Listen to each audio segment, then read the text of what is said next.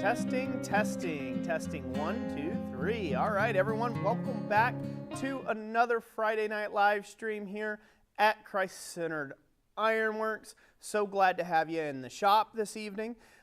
Tonight we have an extra special little episode. So not only are we going to be doing a nice big giveaway for this month, which will include one of our Treadle hammer kits, but we're also going to be taking and giving away some guillotine tools. We're going to be giving away a boatload of tongs. We're also going to be giving away something that Thomas made up just recently, which is like a punch dipper thing, to cool your end of your punches and tools down that magnetically attaches to the anvil.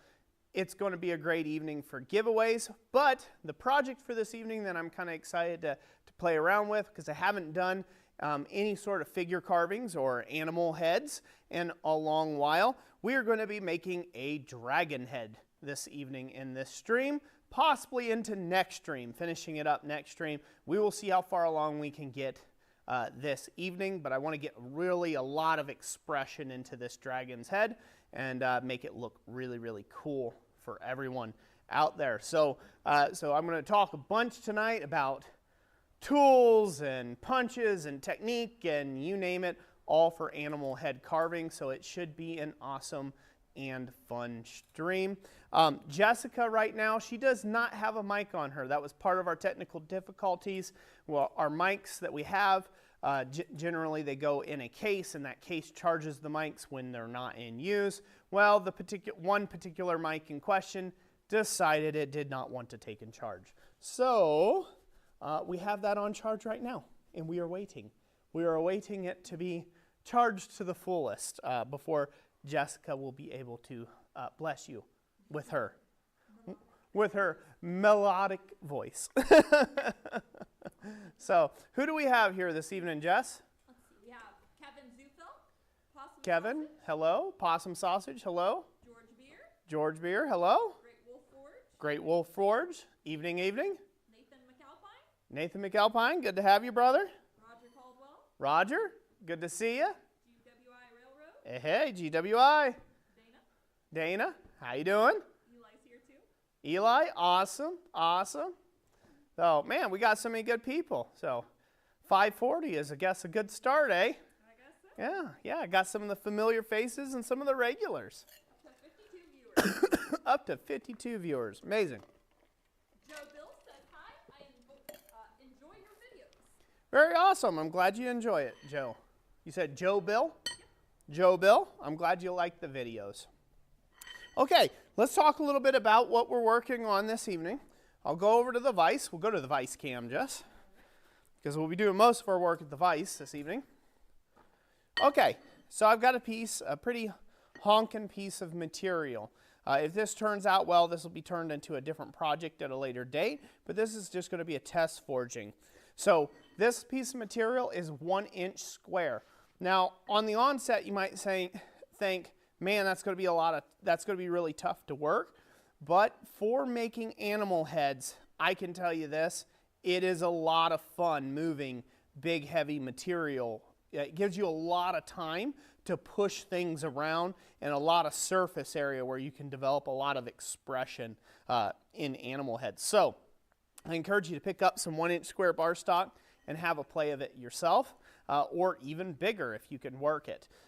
But the bigger, the chunkier the piece, the more expressive you can get with things with facial features. So that's the reason for the choice of stock. I've got a long enough piece to hold on to by hand.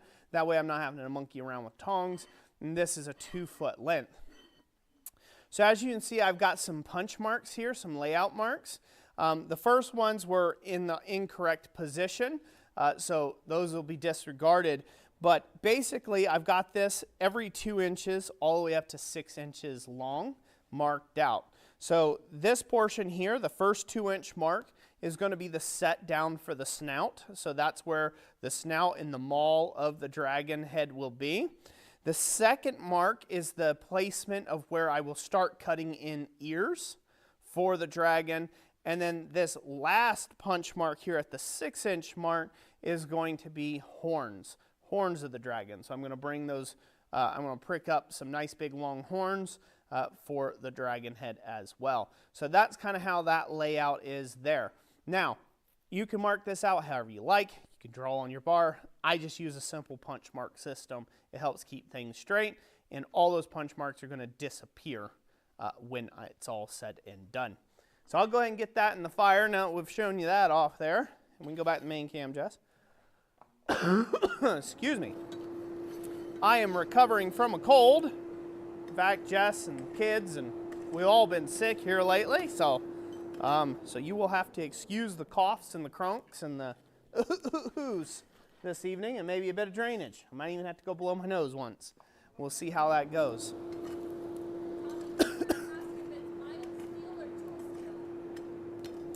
This is mild steel, so there's no point in making it out of tool steel.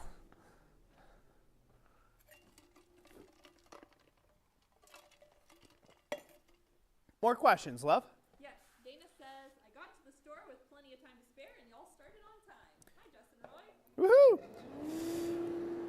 Hello, hello, Dana. Glad you made it to the store just in time and made it back. Jason Pond says, looks like mild steel.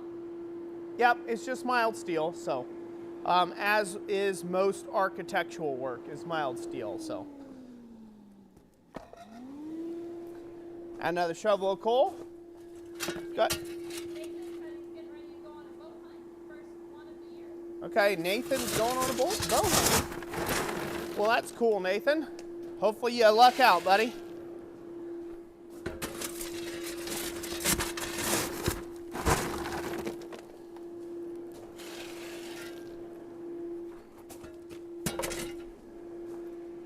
Bruce Blair says, great job developing the Treadle hammer system.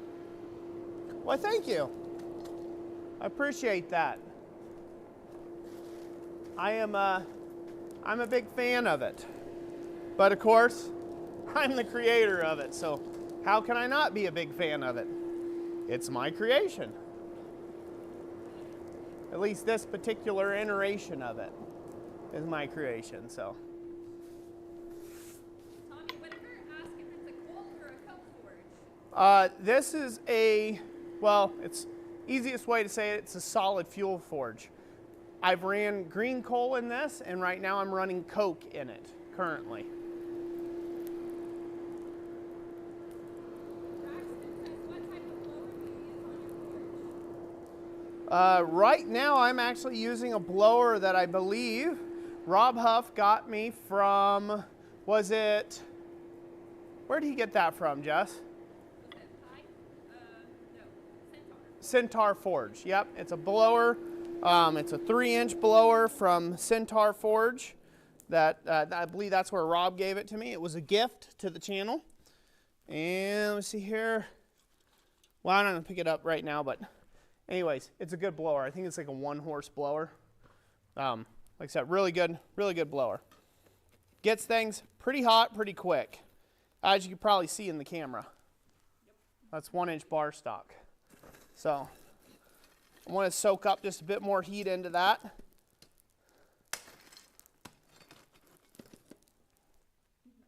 Jesse Dunn, yep, my mic's charging. That's why I'm a little quiet. Yep, her mic is charging up currently. Hopefully halfway through the stream we'll be good to go. Chase Boyd says I have a festival next weekend, then I'm ordering a bystand plate from you guys for the rest of the festivals I have this year. Right on, right on. Well, we'll be glad to have that order in, and when you're ready for it, we'll get her shipped out to you pronto. Oh, cool. Andrew McMurray says, hi there. I'm glad I could catch one of these. If I recall correctly, you have a system to differentiate hot cut or punch tools from cold tools. What did you find that works best for you? So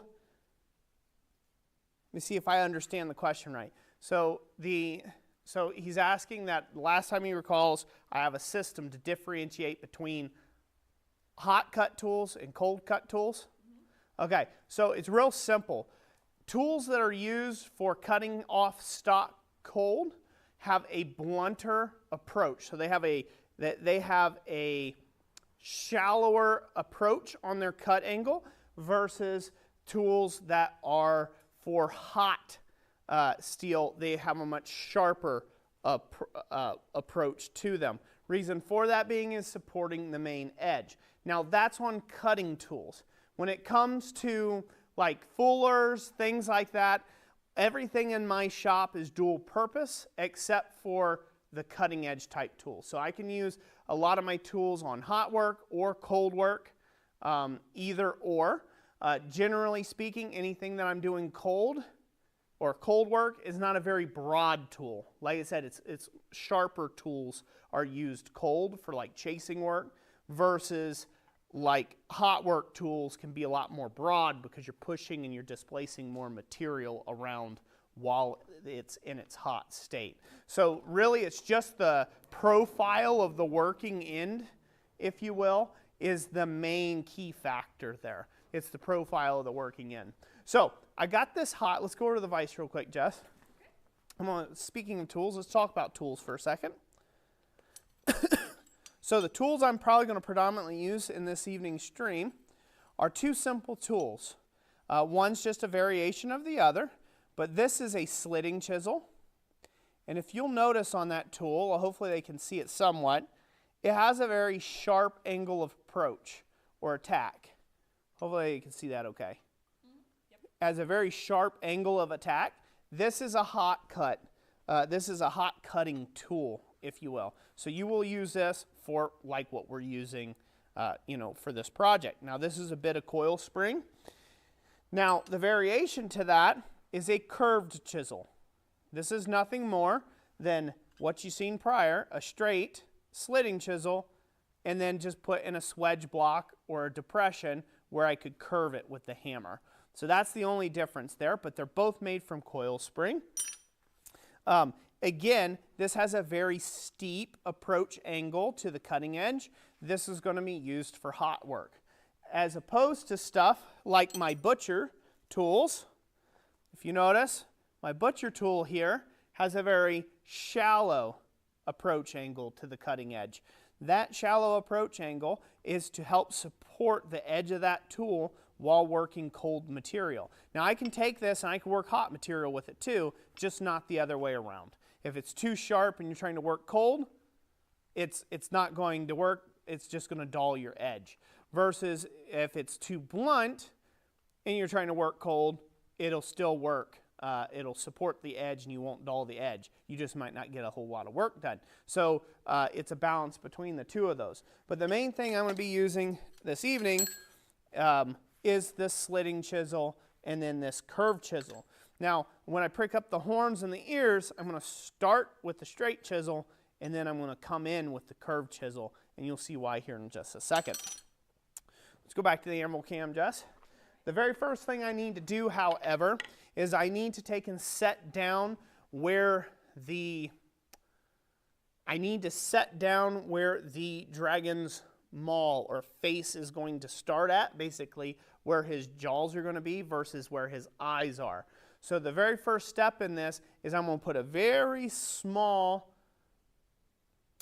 how do I say it? I'm going to basically hammer in a very small area just to establish where that's going to be so I don't have to worry about losing my center punch marks later on. So I'm going to kind of define the face just a little bit, but not too crazy, because I want to keep everything really good and chunky to support the work as I cut up the horns and cut up the ears. So we're going to come out to the anvil. And I don't have a close-up for this, so I'm sorry about that. Ran out of cameras for tonight's stream. I know, hard to believe with all these YouTube millions. And then I'm going to go ahead and set down where the shelf of the eyes are going to be. I'm going to do that by turning my center punch marks over and creating a little ridge.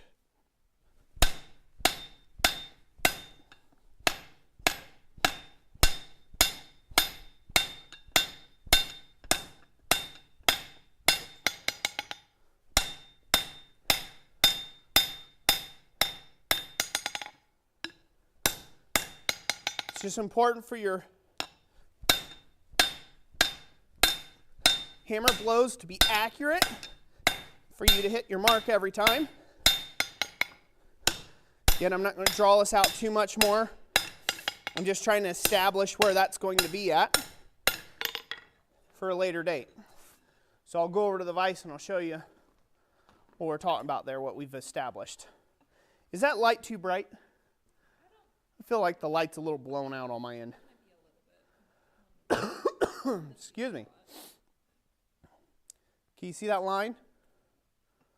So we've established a little area there, kind of a brow, if you will. That's where we're going to leave that. We're just going to set that down for right now. That helps define where the front edge of the head's going to be, so we know where to stop.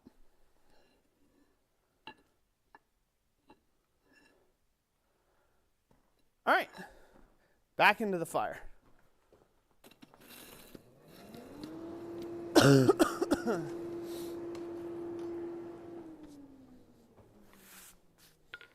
That's going to have a lot more work done to it later on to really refine out the face. But as of right now, it's not really needed.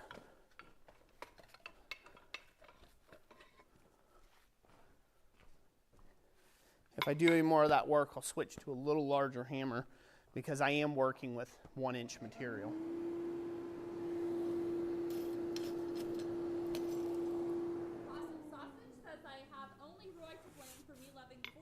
So much. I hoped he would help me understand forge welding better, but instead we created an addiction. Well, I'm glad, Keith, to create the addiction for you there, brother. Forge welding, when you can get the hang of it, can be a wonderful, beautiful thing and tons of fun to do.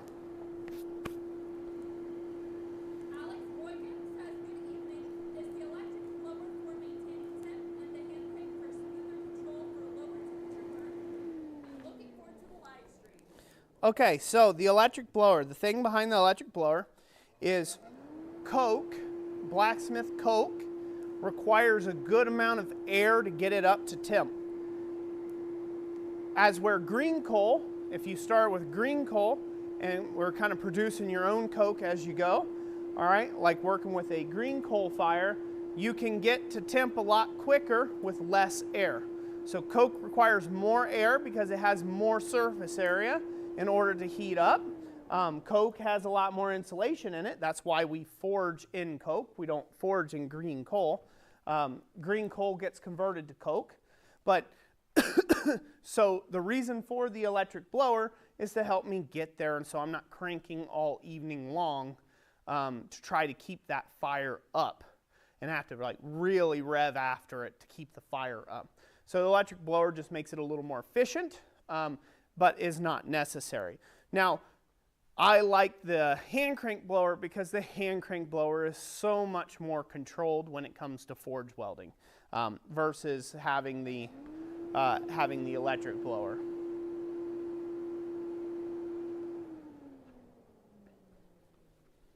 What else, Jess? Jesus says, so sad that you got to live in the U.S. Mexico isn't that far. Jesus, I am glad to live in the USA. So, love you, brother, but the South is not my friend. I have friends in the South, but the heat of being in the South is no bueno for me whatsoever. Michael Gissy says, Roy and Jess, I wanted to say I really appreciate the work you did on the running a blacksmithing business videos. It's been quite a lesson. You're very welcome. Very welcome. We've thought about bringing that series back at some point and doing more, doing an update and adding some more strategies and things like that. And we might just do that in the new year. So I'm glad that's been helpful to you about running a blacksmith business. All right, we ready to go to the vise? Yep. All right, let's go to the vise. Ready to go.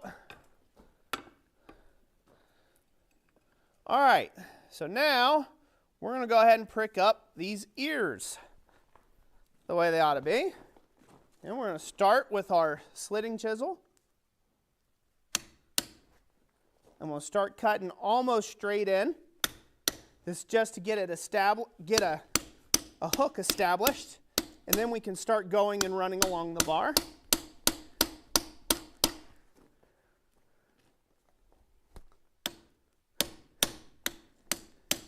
You just want to aim for being about even on both sides. You don't want to cut too shallow at first. You want to kind of come in and then shallow out the closer you get to the end portion of this. Let me go cool my my chisel real quick. Good to go. You can see how long this keeps its heat for. Now, in figure carving, you don't want to work anything too cold.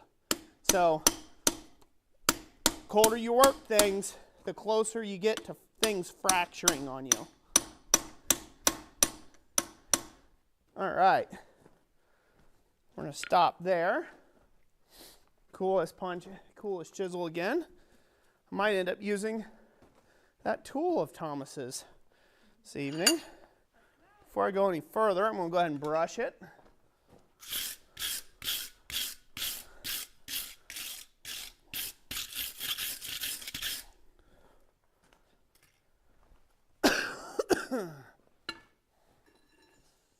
We see those ears? Yep, sure can. Being pricked up. So I got a little more to go. I basically want to aim to have about a 1-inch square for the top of the head. That's my aim anyhow. And remember, I got to come back here even deeper and pull out some horns. So got to be careful of not going too far with this. But I'm going to take these up a little bit more, and I'll come back and work out some horns here in just a second. So there's the ears thus far. If you don't want to work in 1-inch material, you can always do this in 1/2 inch or smaller material. Just keep in mind when you're working with smaller material that you will have to heat it more often, heat and cool it more often, okay?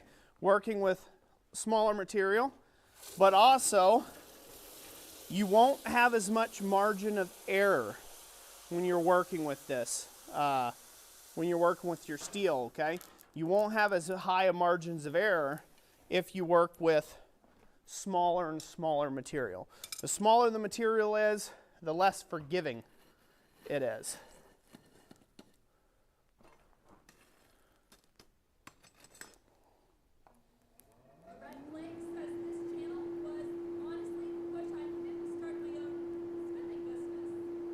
Awesome. You said the Red Plague said that? Yep. All right, awesome. Well, I'm glad it was the push you needed to take and start your own smithing business there. David Allen says Christ-centered is the way. Amen. Hunter says, I'm tired of being the power hammer. I wouldn't mind the help.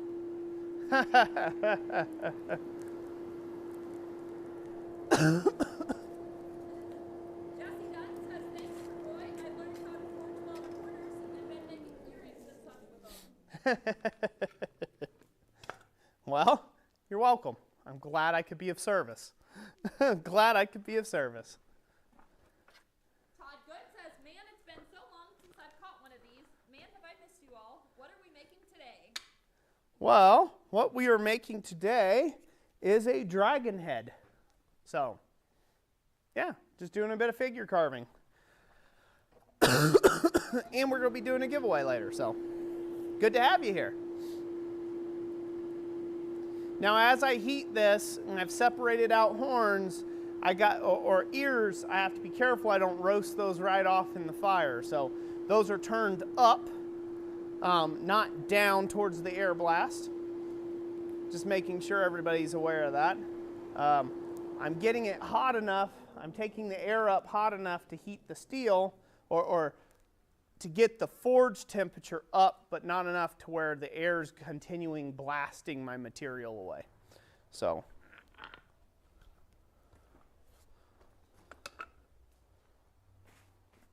I'm going to back this light down just a fuzz, I think. I don't think I need that light, personally. What do you think? Does that work better? Does this work better? Yep, that works. Okay, good. Yeah, I just didn't think it needed that extra oomph there. John Brunel says, I don't want to win any of this really cool stuff, which is why I insisted that Roy does all his giveaways on weeknights when I'm working. Yeah, we wouldn't want you to win either, John. You winner, you. You win enough as it is. Just joking. Well-deserved. Well-deserved wins.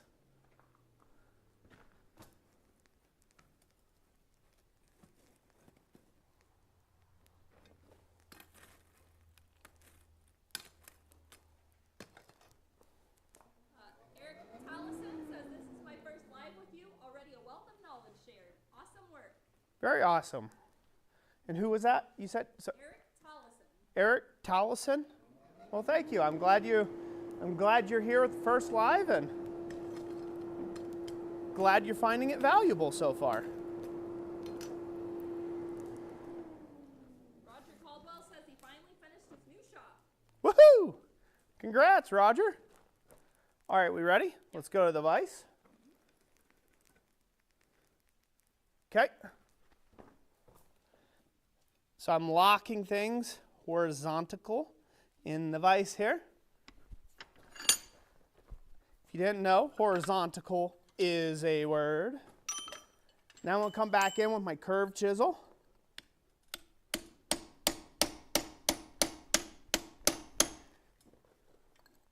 I'm going to deepen these ears out.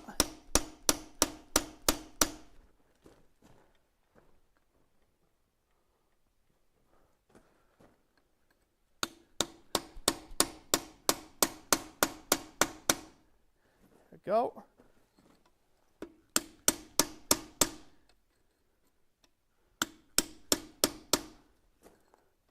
And there we go. Cool that off again.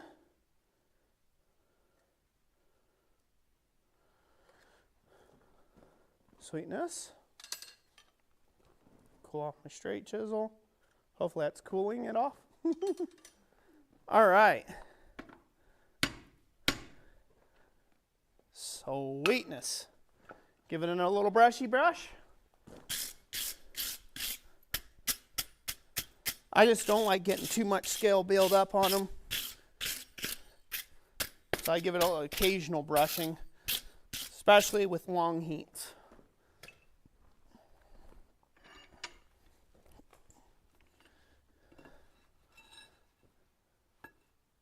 Yeah, you can see so much more without that light blaring too bad. Yep, that helps a lot. It's already putting off its own light. You like that? I do like that. Cool. So one of the things I want to point out here is, so I'm working with really thick material. But if you think about this, the whole head section of this is going to be roughly 1 by 1 square. So it'll be an inch by inch square. It'll be a little under that once I get done kind of forging the face facets and things like that. So with animal heads, you need to forge thick to thin. So you need to start with larger stock than you anticipate needing, forge things down to where you need them. So if you're going to make an animal head fire poker, so to speak, you may want to consider starting with, say, 5/8 square bar, even though your eventual fire poker is going to be 3/8, right? It's better to start heavy and forge thin because you have the material to do so. You have all that mass to do so.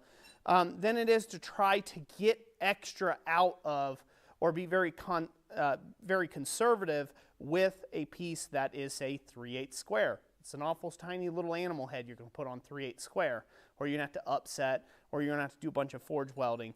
So it's easier to start with thick and forge down to thin. If it's going to be a really big piece, like a really long fire poker, you forge from thick, leave yourself a tab, jump weld that on to a 3/8 inch long bar and continue from there. So again, think about that. The reason why we're forging from thick to thin on this one is because if you notice the ears here that we've pricked up, they have cut down quite significantly, haven't they? down into the side of the head. Well, the horns are going to do twice as much damage to that, okay? And then when I draw all this out and I draw my horns where they're going to be, and then I forge out the neck area from behind the head, it's really going to reduce down in size quite a bit. So keep that in mind whenever you're chisel carving on stuff. You're not adding to, you are redisplacing it or cutting away, right? So just keep that in mind, you know, when you're making your animal heads. Always forge with a little thicker down to thin. This thing's muy caliente on the rest of the bar, so I'm going to cool it back down again. Yep. Questions, Jess? Yes. Kate Boyd asked, any suggestions for a portable post-vise stand for shows? Any suggestions for a portable post-vise stand for shows? I think the best portable post-vise stand that you can get for shows is probably, well,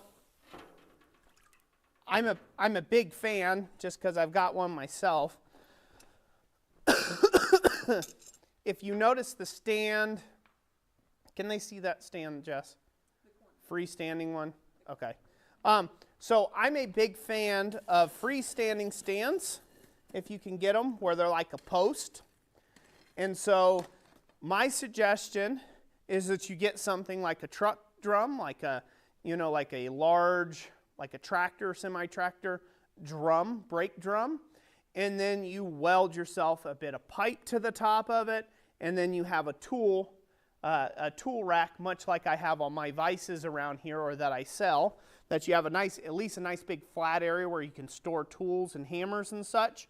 And then that's how you mount all that together. Now you can keep it light by not adding sand or whatever, but you can also do things like weld tabs to that truck drum and drive tent stakes down in it to help hold and steady things up whenever you're on the grass. But when you're on concrete, again, when you're on concrete, it's good enough for what it is, and you just keep your projects to things like simple twisting operations, simple upsetting operations, nothing that would require a lot of torsional forces, that it would be better to have a stand that's mounted permanently in the concrete. So that's my suggestion. I've seen all sorts. I've seen people make barrel stands, roll around carts, stands that have wheels on a cam system, like a cam lock system, to where, you know, when the cams are down and it locked in, you can wheel the thing around, and then you take them up, and then the whole stand sits flush and level. There's a whole host of options out there. The easiest one, if you're going to do it and keep it separate, maybe use it as a little portable vise in your shop, is to have one that is on its own separate column with a heavier base that you can just roll and move around. You can throw a dolly under and pull it up on the trailer or whatever.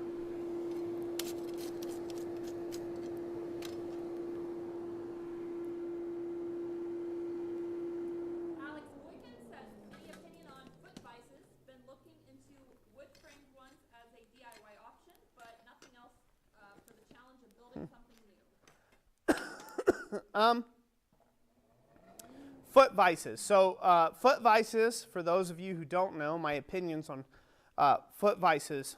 Foot vices are, they basically work off of leverage. So you step down on a pedal, and that applies force through a lever and a cam to basically close the jaws of the vise. In all practical purposes, they are made for things like shoeing and upsetting bolt heads. So there are some really stout foot vices where when you step on them, they close, and they have like, they got different size holes in them for heading bolts. You know, that way you can have the full length underneath, not hindered by the screw, right? Usually the screw of a leg vise is like right in the way. So they created these step vices, right? Yep, they create these step vices, so this way you have all that area free and clear, so you can head things like longer bolts and stuff. Those are preferred over, say, like the farriers step vices. Farrier step vices are for, hey, I need to quickly rasp something, right? Rasp off a shoe or bend, tweak something into space. Those are a little more lightly constructed. Neither one, however, is going to be great in a general blacksmithing setup, in my opinion. And the only reason why I say that is because you have to constantly stand on it. So that really limits your range of motion to what you can do. Like if I had to step on this vise in order to cut stuff, now I'm busy trying to think of how I'm stepping on it to, how I'm holding up to step on it to, cut. I have to keep one leg planted, and I can only ever work around wherever that one leg is at on the vise. So I don't find that as handy as a traditional, just regular leg vise. Again, to each their own on that, but that's my own personal opinion of it. They're good for what they were made for. They're good for what they were made for.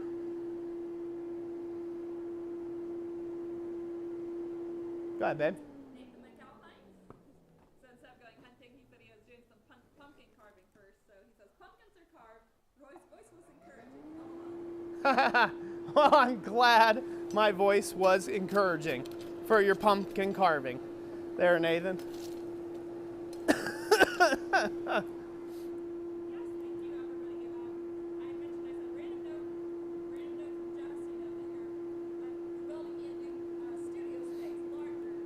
Yeah. So everybody was saying I hope you enjoyed that. Happy for me. Yeah? That's on one of the long scale projects, isn't it? I'll get it built, but it will take a little while, unfortunately, because I'm one guy, just one guy. Chris Regan says, what's the best anvil to get for a starter anvil for around $300?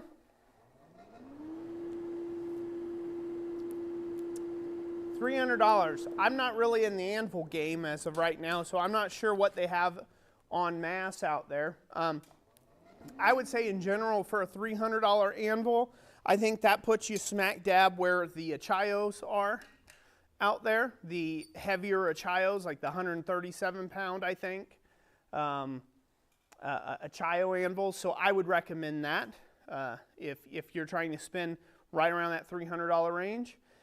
If you want to save your money for a bit, you could get in a ton of options at about the $600 range. So really any anvil manufacturer that is manufacturing anvils that are, I guess what you would call the old guard of anvils versus the new with like the Achayos and also like at Harbor Freight with the Doyle brand anvil. Any of the others, they always start at basically the baselines right around $600-700. So that's where you would be at, I think. Again, I haven't shopped the market here just recently, so I can't tell you if that's an accurate statement or not. I do need to get back into that and see what's out there for that $300 price tag. It's kind of interesting because there's in the market right now, I still feel like there's a pretty big gap to fill. So you have your cheaper than cheap anvils from overseas, from China and whatnot. The Achayo anvils is pretty well, I've explored that topic pretty well in depth now. You've got your low budget, your budget friendly anvils that way. But then there's like second-hand anvils. Some of them have been really abused. Some of them are okay. Right, some of them's had repairs or chips or this or that. Not a big deal, not the end of the world, but there's kind of like the used market for right around that $300 to $600 range, right?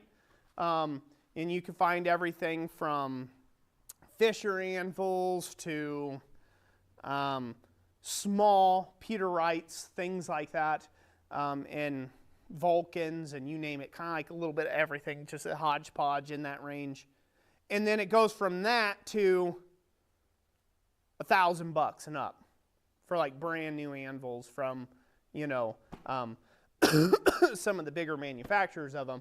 And so therefore, I still feel like there's some room in the market for people to come to bear with anvils in the middle of those ranges a little bit. Atlas Knife and Tool makes a really good anvil. Of all the anvils we've destruction tested, this one had the highest rebound to it of all the anvils we ever tested, and probably the hardest, you know, the hardness level.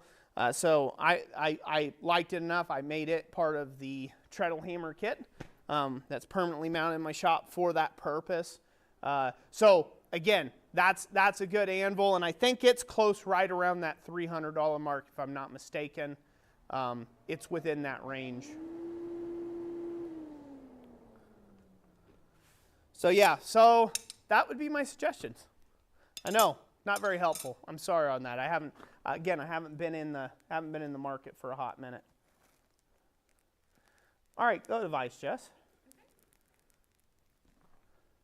Got some horns. By the way, I should state that the camera is making this look way hotter than what it is. This is a bright color, but it's more like a really bright orange. It's not white hot like you're seeing here. Just want to make that kind of clear. All right. I'll look for my marks and give it a cut down. Just to establish them.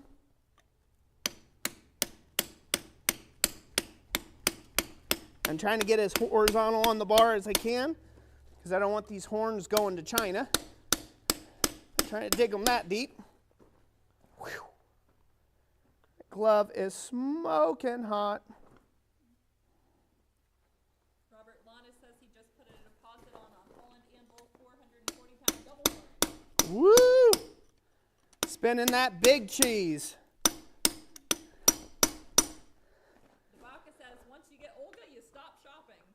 Yeah, basically.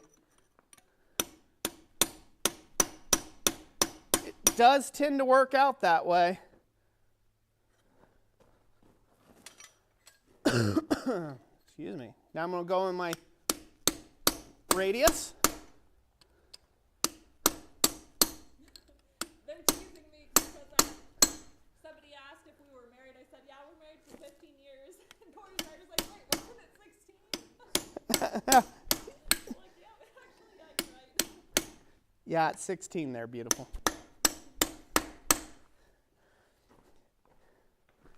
All right, it's looking like we're creating double horns, doesn't it? It does, yeah. Looks a little weird. It's a dragon head behind a dragon head. The dragon eating the dragon. Yeah. All right, cool. It's a dragon eating a dragon.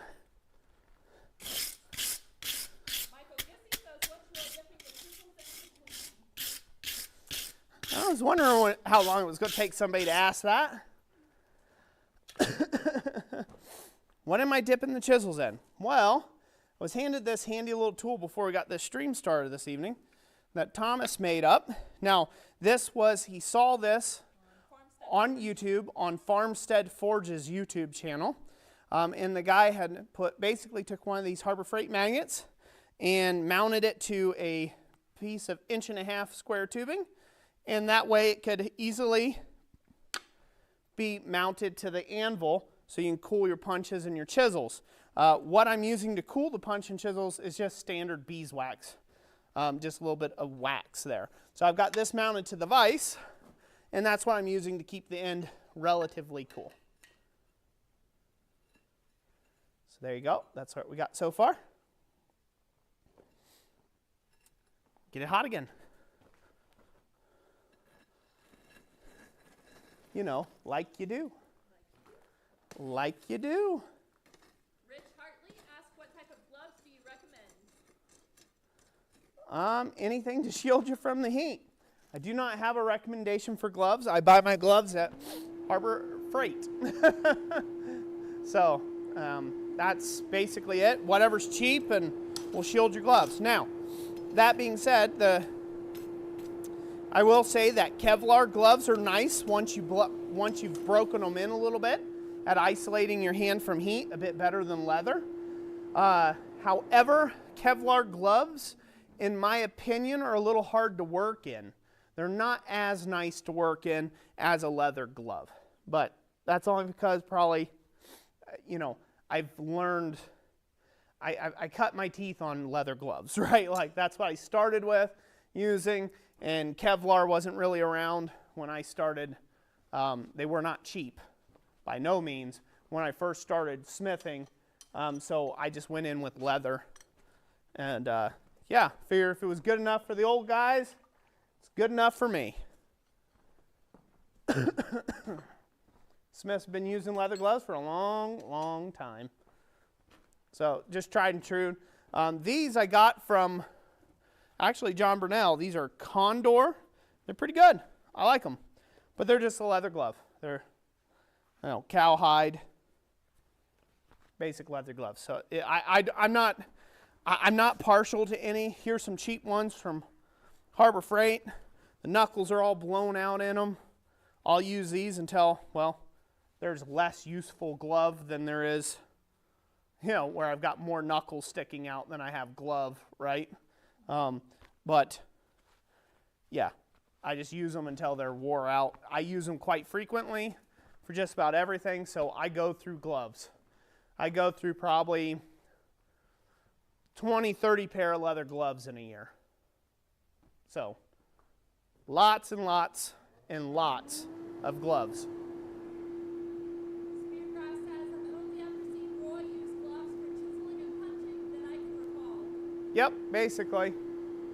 I do wear gloves, and I still go through 20, 30 pair, if you think about that for a second. I do wear gloves on some items, like for tongs, or when I'm working under the power hammer. I like to have some insulation between the tong handles and my hands, just a little bit. I feel like it helps with the carpal tunnel to have that extra little bit of padding. So I have some thicker gloves I like to wear for that operation that have a bit more padding to them. So I can suggest that there. Excuse me. Possum Sausage says, from a biblical standpoint, do you think dragons were real but just an exaggeration of dinosaurs? Good question. I'm not sure how to make a case for it from a biblical standpoint. What I'll say is this, is that the notion of what a dragon is, and like a lot of things in this world, has been lost to time, right? Certainly there's things like Komodo dragons, right? That if you had no other thing to call it, you would say that's a dragon, right? You're like, man, that's a dragon. The thing stands, freaking 4 foot tall. It's a lizard. It's 4 foot tall. It has a serpent-like tongue and scales and can run at you, right? Who spits. Its saliva is freaking so nasty that you get hit by it and your flesh gets consumed and ate away. So I think that although I would not just outright just say, no, dragons aren't real or dragons never were, I think there's a lot about this big old world that has been lost to the annals of time. And I think a lot of stuff gets lost in translation. Now, they try to say stuff like, oh no, dragons were alligators. Okay, I could see it, possibly. I can see dragons being alligators. Well, you know what? Then they also say dragons were hippos. Like assuming that these people didn't know how to draw. I think they knew how to draw whenever they made tapestries and other things like that. So is it a mythical creature? Who knows? As far as making a biblical argument for it, I can't go one way or the other. I don't think it's the point of the Bible to make associations of whether dragons are real or fairies or imps or any of the other mythological, as we call them today, mythological creatures. Everything's a myth until it's proven real, right? Right? That's kind of the world we live in right now. Is everything's a myth until it's proven without a shadow of a doubt real.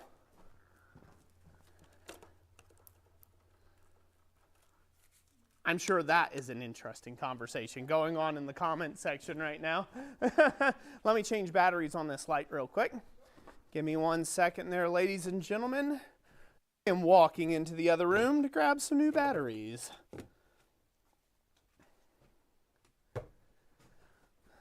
Hopefully your audio can get fixed here soon.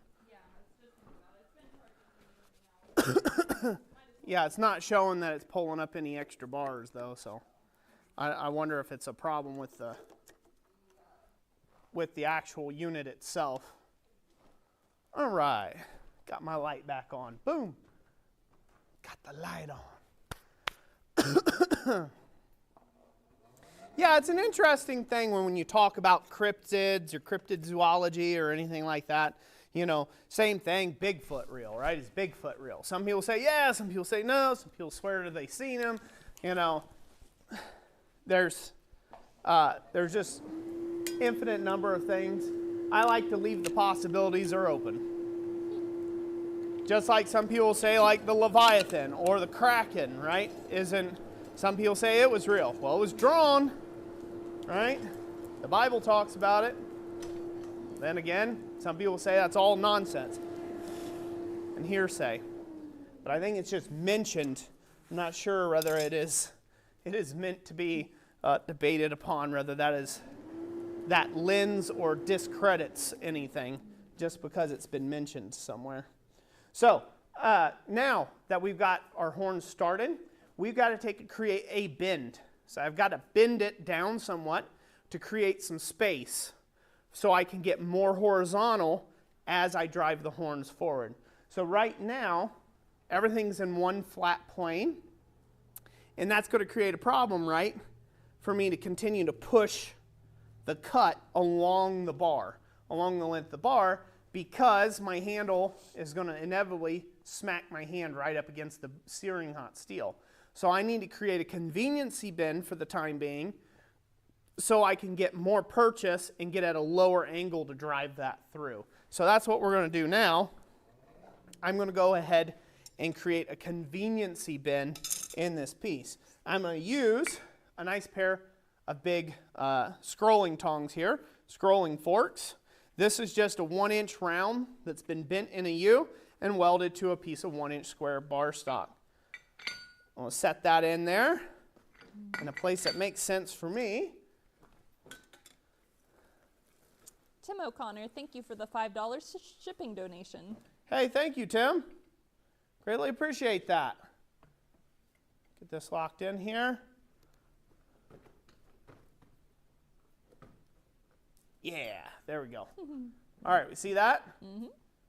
That'll give me a lot straighter approach now that I can drive that. I can get my tool in there straighter on and drive that out. Cool. Put this back in the forge just to warm up just a fuzz. While I continue to heat. Yay, I'm back. Yep, I'm back. Are you back? Can they hear you? Yeah, they can. 2 bars. It did go up to 2 bars, so. Let's hope it stays. Yes.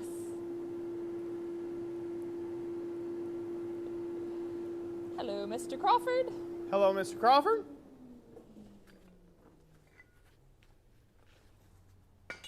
Christopher Kane says, what hardy tools and other tools do you suggest for a beginner to attempt?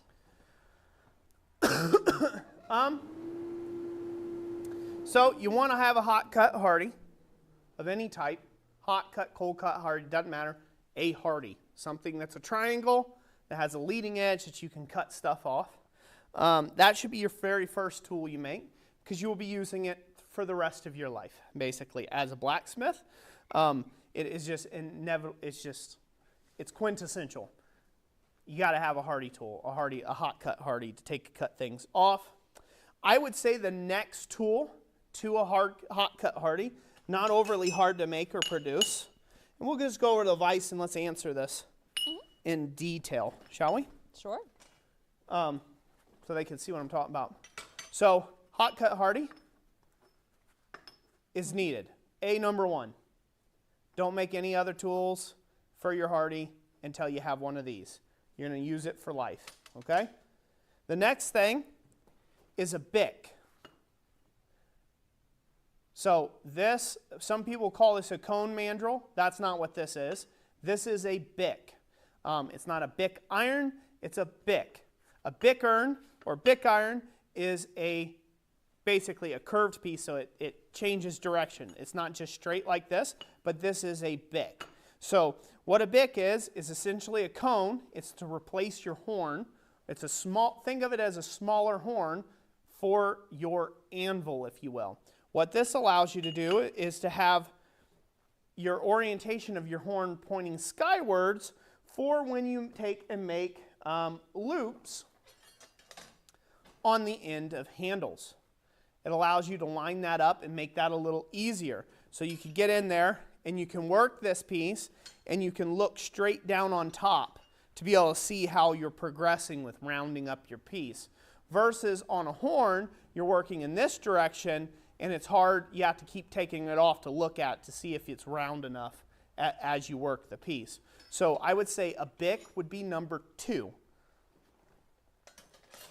And again, this is not a bickern, this is a bick. And again, it's not a cone mandrel. A cone mandrel is a floor standing option. It's a lot larger of an option. Next to that, I would suggest making some bending forks. You don't have to make them as big as this. You can make them in all different sizes, and again, I have videos on tutorials on all of these. This is a great big one for bending big stuff, like you just saw me bend that 1 inch, easy peasy. Here's a smaller bending fork made by doubling back over some 1/2 onto itself to make a 1x1 shank. And I split the ears to make a bending fork on the end. Got a whole YouTube tutorial on that online. And here's some other ones. These are just used, welded to a piece of 1 inch hardy stem, as you can see there. Right? These are just different size diameters, and they have different widths for different purposes. So I would suggest those as the next tools in the lineup. Now that is assuming, we can go back to main cam, Jess. Excuse me. That is assuming that you have the want to basically do decorative work. I would suggest those even if you're going to be a knife maker, because they will help you out indefinitely. They just will. So those would be my suggested hardy tools that you start with. Start with your hardy, hot cut hardy, then a bick or a bicker. You can get a bickern if you want one of those, but a bick is the second tool. The third tool would be bending forks, because they're just completely invaluable tools. I mean, that's it. You'll use them no matter what you do. After that, you make tools based upon need. Yeah. So if you find yourself doing a lot of cupping, make a cupping tool. You know what I mean? If you find yourself doing a lot of swedge work, make you a swedge tool for whatever shape or size or anything like that. So that would be my suggestion to you, to take it that way. That'll be helpful to anybody out there who's just getting started. And so that'll bring me to, that's still heating up. We've made some progress on that. We're going to end up giving something away right after this little rant. That's right, ladies and gentlemen, Roy's going to do a little rant. For all you new guys and gals there, hold on to your seats. These are generally what people come to this shindig for, to laugh at me and stuff. So I have a little bit of rant about tooling and in basically gatekeepers of the craft, and people are trying to be purists about stuff. I absolutely love hand-forged anything. I love it. It's my passion, right? I'm a blacksmith. If you were able to be in my shop, you'll see that I am surrounded by a lot of beautiful things I have forged. My house is full of a lot of beautiful things I have forged, and I have made and forged, hand-forged out a lot of really nice tooling for myself to use in the shop. My approach to smithing is one of getting the job done. I get paid to make an item for someone else. Okay? So whatever the shortest distance to making that happen, to satisfy the terms of that contract, is the direction I'm going to take. So I am not a tooling purist. There are people out there that will tell you that, well, you're not a real blacksmith unless your tools are 100% forged by you, 100% hand forged. You started with 1-inch square bar and you ended up forging out some little, 1/4-inch thick dividers out of it, and you're not a real smith unless you did that. And people go all the way back to, well, unless you mind your own ore, you're not a real smith, which is all hogwash. So don't listen to any of that chaff, okay? Your objective as a beginner should be learning the foundational principles of this craft, the fundamentals, the forging fundamentals. I have an entire playlist series, don't I, Jess? Mm-hmm. That is chocked full. If you want to know what the forging fundamentals are, you need to go to that playlist series where I talk about the 7 fundamental forging practices and the 5 basic hammer blows, and you need to start there and practice those things, and you can make anything else in the craft. Beyond that, the next job of you as a beginner is to undertake projects that challenge you and continue to progress you as a smith. That's your second objective as a beginner. Or even an intermediate or an advanced smith, is to constantly try to push yourself a little bit further. If you're doing it as a profession, all that garbage goes out the window.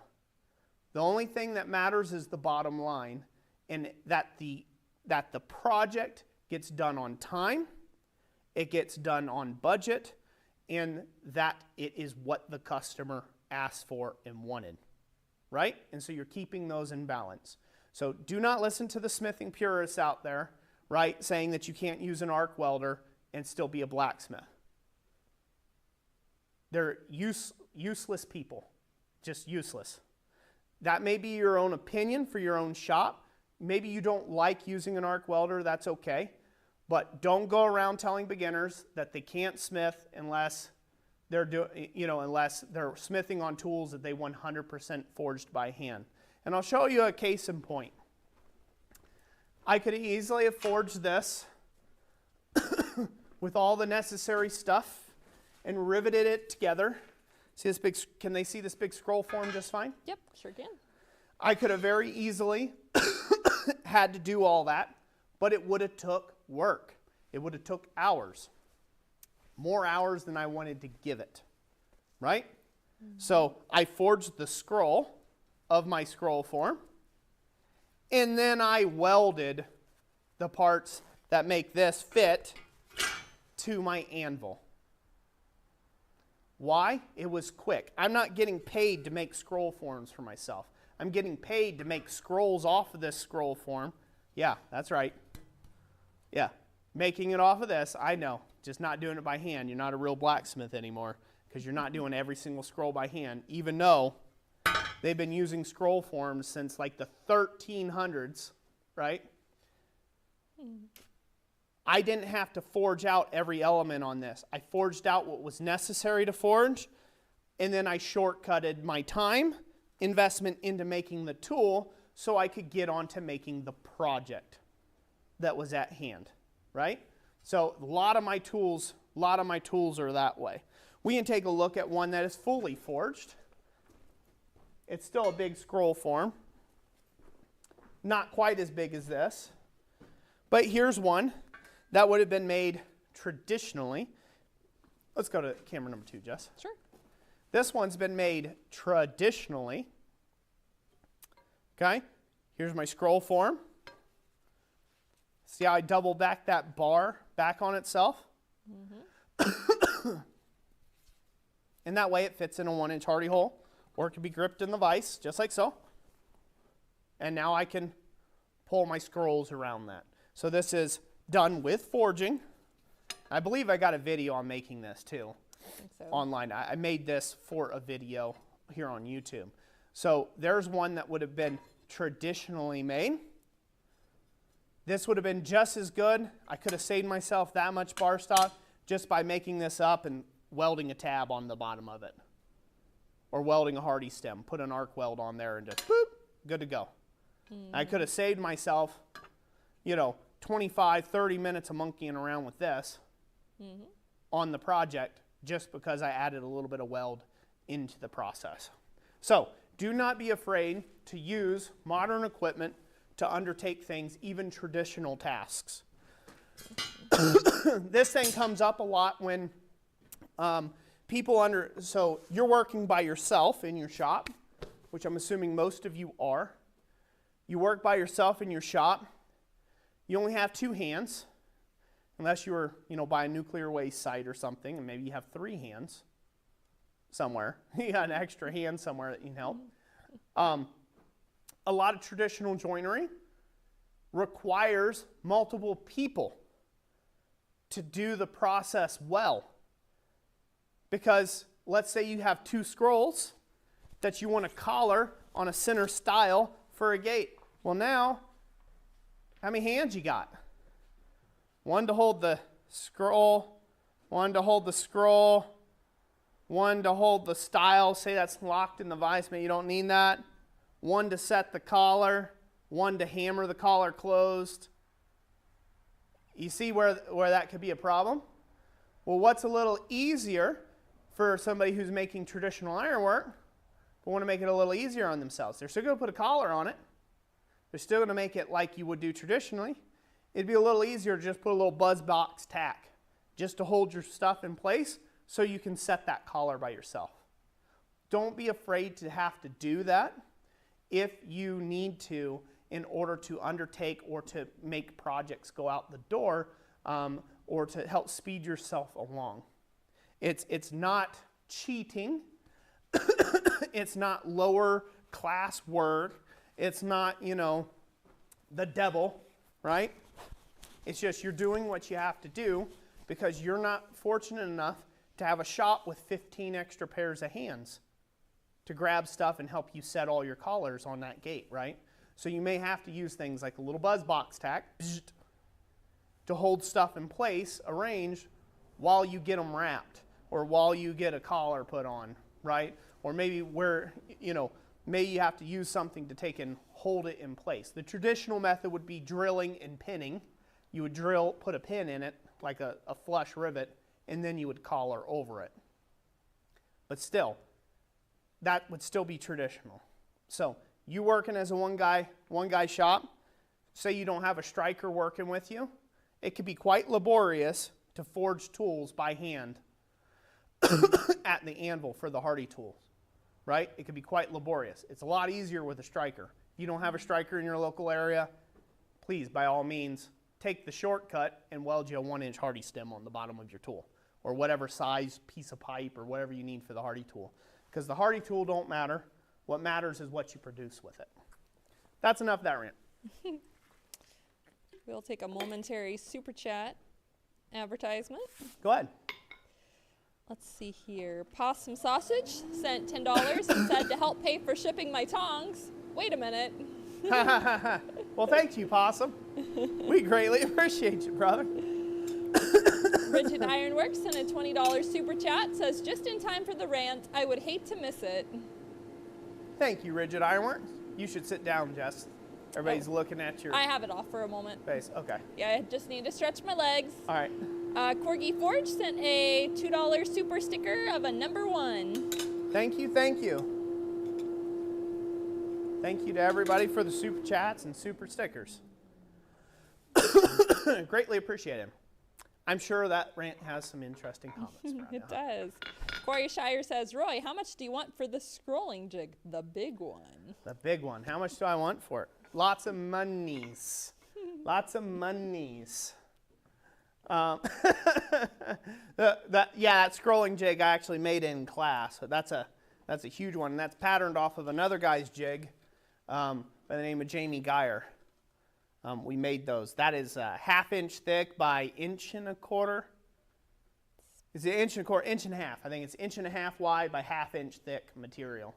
Mm-hmm. And there's about 7 foot of material in that one jig. Pretty crazy.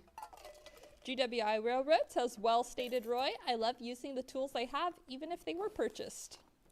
Yep. And it's perfectly okay for you to do that as a beginner. If you don't know how to make tongs, I would much rather you go and buy a pair of tongs from somebody and get a good grip of the material that you're working on than to have an accident, burn your shop down, burn your face hole off, or whatever because you caught a flying hot piece of steel straight to the schnoz, right? I would rather you be safe and be able to grip the work properly and put your efforts into the fundamentals of the craft than spend a bunch of time monkeying around, right? Trying to make, let's just call it subpar tooling. Because as a beginner, you're going to make a lot, and I do mean a lot, of subpar tooling. Because you don't know what you don't know yet. You're not a professional. You haven't been at it for years and decades yet. So you don't even really know what you want, what's a good shape of a tool that you might need. You're doing a lot of research, a lot of information gathering. And if you want to make tools for a living, or you just want to make tools because that's the thing that interests you in the craft, more power to you. But be aware that yours are going to suck at first, and they're going to continue to suck for this foreseeable future for a few years until you get good at making those tools. So if you're if that's not your aim, is to be a tool maker, then it is probably better for you to buy tools and later practice those projects like making tongs and making hardies and things like that, right? It's better for you to do that later on once you've developed a few more skills and you can go after that project versus just jumping right into it and then you've got these shoddy pair of tongs that barely hold something, and it's slipping and sliding and you're dinging your anvil up and, it's a mess. It's a mess. So it will hinder you from, basically, it'll hinder you from where you want to be, which is proficient at smithing. Michael Gissy, thank you for the $20 super chat. Says thanks for everything you do for the craft and for the community. Very welcome. Very welcome. I'm an expert on my opinion. I really do like my own opinion. All right, let's give some stuff away, shall we? All right, let's do it. All right. One of the first things we're going to give away, and then speaking of tongs, we're going to give one of those away next. Okay. We'll start with the big tongs and go down from there. Let's go to camera number 2, Jess. All right. Over at the vise, lovely vise. Mm-hmm. So, this is that punch lube container that I was talking about. So we're going to give one of these away. Again, this comes from Thomas Goodymoot, and he saw this over at, where was it, Jess? Farmstead Forge. Farmstead Forge. He saw this in a YouTube video that Farmstead Forge had put out. I don't know if we got a link to that, to his channel or not. But one of the mods could take and drop it in the comment section down below if you know what we're talking about. But so he saw this on Farmstead Forge, so shout out to that, to give credit where credit's due.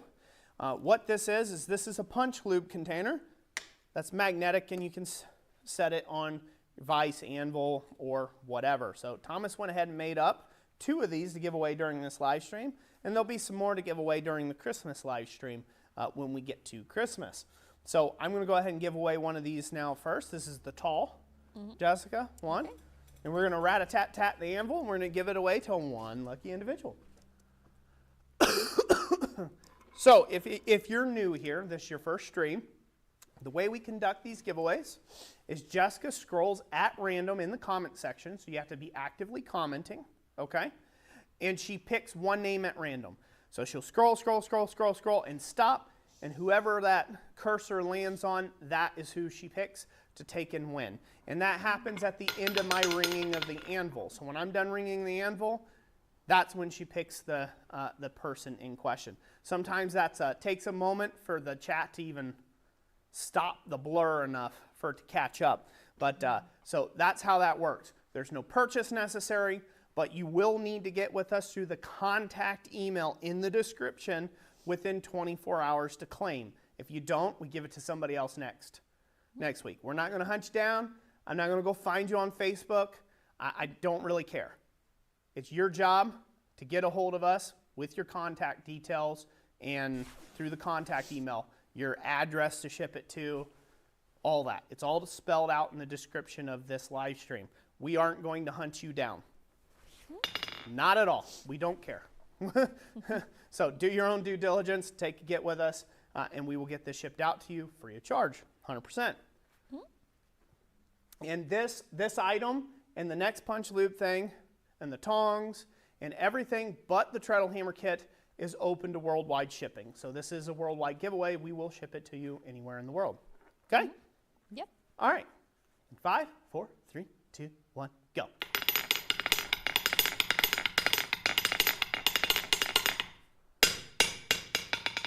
Who do we have, Jess? Braxton Claypool with lube. You don't hear that on a Blacksmith channel too often. Braxton Claypool, lube. You got some lube, sir. Get with us through the contact email in the description. You have 24 hours to do that, or we give it to somebody else. That's how that works.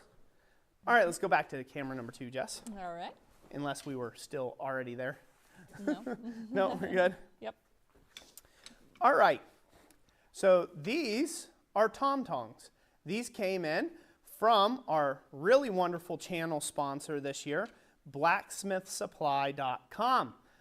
John over there, was very gracious enough at Quad State this year to give us an entire box of these, a big slew of these to give away. So big thank you, John, over at blacksmithsupply.com.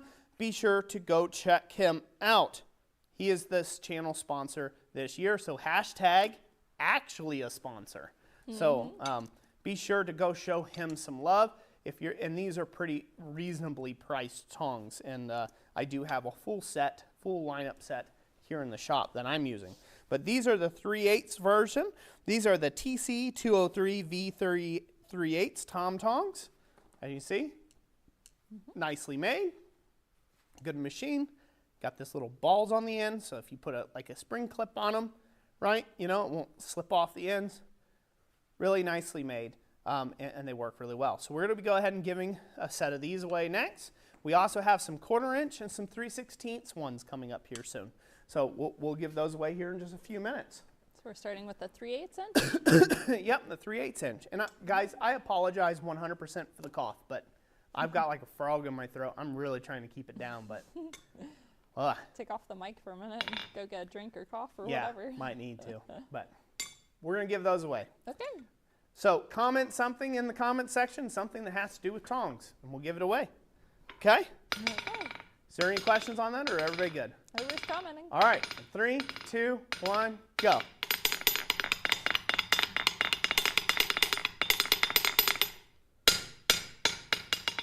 Who do we have, Jess? If it ain't broke, Tom Tongs. If it ain't broke, congratulations. You got the Tom Tongs. You're the winner of the 3/8 inch bolt jaw Tom Tongs. Get with us through the contact email in the description. If you do not, we will give it to somebody else. Period. 24 hours. That's your deadline. Boom. Heath Miller, thank you for giving 5 memberships. Thank you, Heath Miller. Thank you for this. Thank you for giving memberships. The gift that can keep on giving. Time and time again. All right. The next thing we're going to give away is we're going to give away a guillotine tool. We're going to give away the A-frame guillotine tool. Jess, do you have a slide of what that looks like? I have. Or, no? Let me go look and see what I have. I have, let's see, that's the C-frame it's showing first. All There's right. the A-frame right there. Yep, and now that's the A-frame, according to Jess. So we are going to be giving away an A-frame guillotine toolkit. That is what we sell over at our website, www.blacksmithingblanks.com. You can be sure to check out our website. Hashtag we sponsor ourselves sometimes, some ways. Anyway, so we are going to be giving you one of our guillotine toolkits. This is a weld together kit, so you just weld it up yourself, and you can see how that looks there. So that'll be the next item up for grabs. So we're going to go ahead and draw for that now. Okay. Ready? Yep. Steady? Ready, steady, go. Go.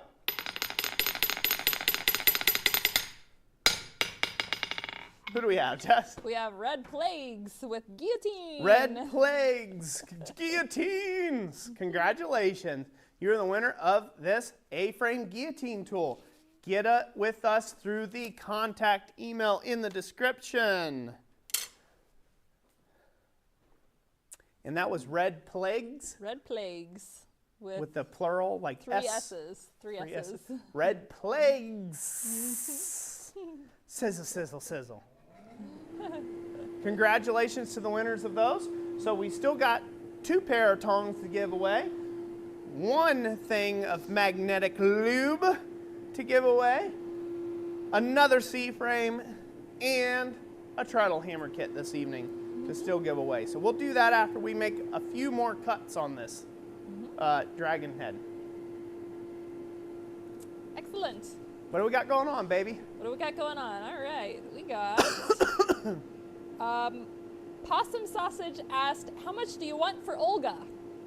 Haha, not for sale. NFS.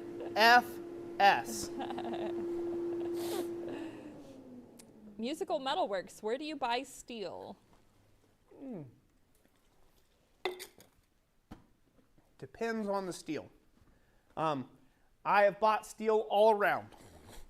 Right now, my current purchasing, where I'm getting my steel for the plasma bed, is Alro. That has been my current purchasing place.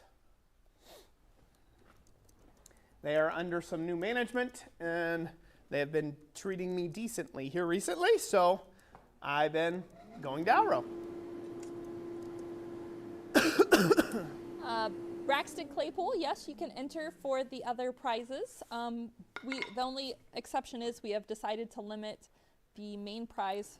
For example, this year, the Treadle hammer, Yep. you can only win 1 of those per person per year. So Yep. if you happen to get your name in there drawn again, you know, we're going to redraw just so somebody else can have a chance to win the Treadle hammer. But yes, small prizes, yep, you are have the ability to win multiples of those. Yep, multiple small prizes in a stream.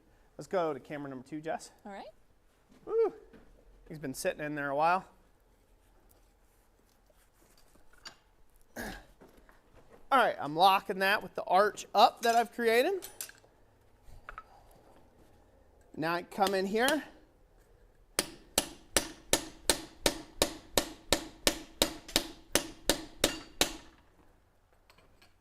Cool my punch a little bit.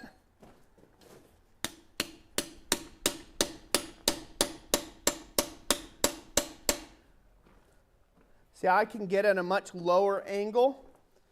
This is going to help me drive this straight on, and that's what I want to do. I want to be able to drive this horn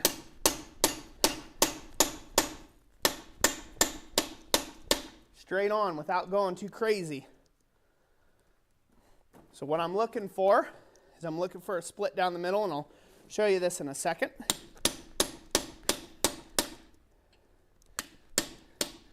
While drawing the horn material and keeping it in line with the bar stock, parent bar stock. Now with what I'm doing right now, this takes a little bit of patience. You want to do one at a time. All right, let me brush this.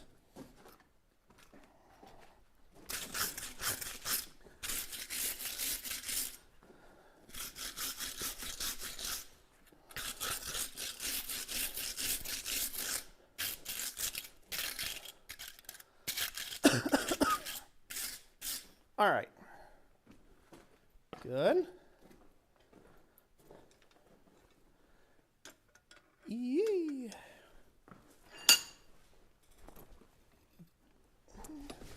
Theo will ask if this is a commission request. No, this is a project I've wanted to undertake for quite a while.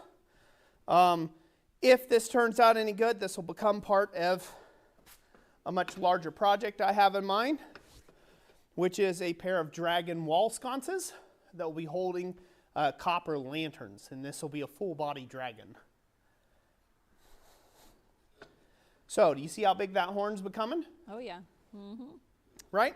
Okay. Makes sense now. So the thing I want to show here is, let me grab Mr. Thing here. Mm-hmm.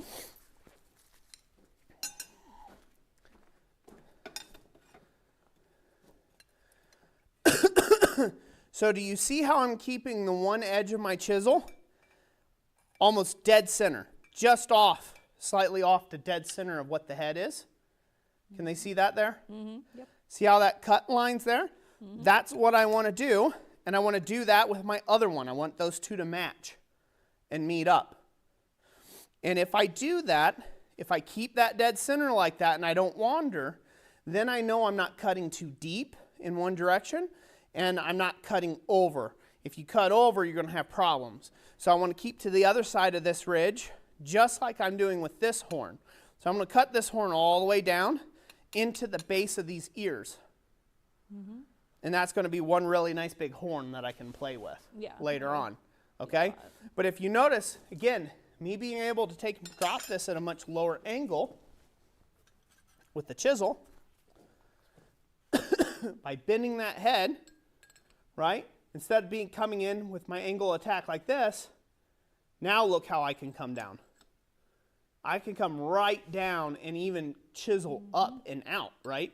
So I can come down and basically face right in parallel. And that's what I want. I want to be right directly in parallel with my bar stock so I can cut this horn forward, if that makes sense. Mm-hmm. So if you look at the short ear on this side, I've dug in to start it. And we'll keep kind of digging in, but as I go forward, I'm going to reduce my angle of attack. So this way, I can drive that all the way up to the base of the other ears that I've made for the dragon. So same thing if you're making ram's horns for, say, a ram, right? You want to make like a little, a ram's head or something like that. If you want to peel up horns for it, this is what you're going to have to do. Now, once these horns are up out of the way, I can forge and reduce the cross-section behind here for the neck. Mm-hmm. Once the horns are away, I've got a much tidier, smaller cross-section that I can forge on for the neck and reduce that in size, so this way the neck's not so thick and chunky. But before I do all that, again, once the horns are up where they're supposed to be, I'm going to bend this back and in line, and I'm going to forge the face. I'll start working on and cutting in and doing everything I need for the face. Then I can go ahead, and again, these horns will be pricked out of the way. I can forge the neck area, and then I can go ahead and draw out the rest of the body however I see fit. But that's the order of operation. So I'm creating a conveniency bin so I can get in there and cut nicely. But the reason why we didn't forge the face and forge the neck and, do all the separating and everything is it would create weak places in front of where we're driving all this material to. And that's what we don't want. Because even though it may not look like it, this is a very violent thing to be doing. It does. I'm pushing this material. I'm not like just sawing through this. I am pushing, displacing this material as I go forward on this piece. So it's very crucial that I stay in line and then I'm careful how I drive this material. And if I had a bunch of like little small areas or waist little neck areas or something like this, this would just bend all around and eventually snap off. And I need the structure for later on. Roger Caldwell says that would make a nice walking cane head too. Yeah, it would. Mr. Coffee says it sounds, Roy, like you're working on your quad state entry for next year. Quad state entry. My quad state, are we back camera number one? My quad state entry for next year, if I get it done, will be quite a bit more involved than just a couple of dragon wall sconces. So. Musical Metalwork says, do you grind afterwards or just forge it completely? What do you mean grind afterwards? Probably to clean up any rough edges. If it needs to be cleaned up, it'll get ground, filed, polished, whatever it takes. I'm interested in the final result and not so much trying to be a purist on how I got there. There are times where I want, for just the challenge of it, to pretend like I don't have any fancy tools in my shop, and I just go with just hammer and anvil and whatever I can produce there, but that's a personal challenge, but that's not necessarily economically viable in the real world.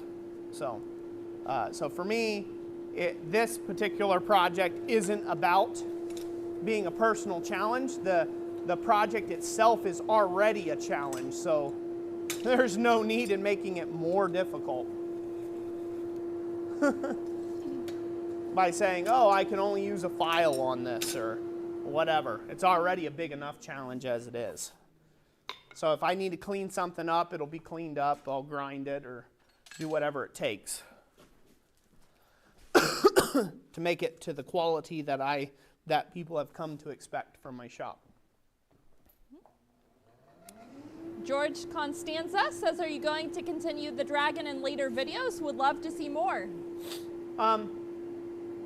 If this turns out well, I will probably film one of those silent, non-speaking type videos where I go through all the processes of forging the other half, or the brother to this dragon, if you will. So I will probably go through the process of doing all of that in future videos.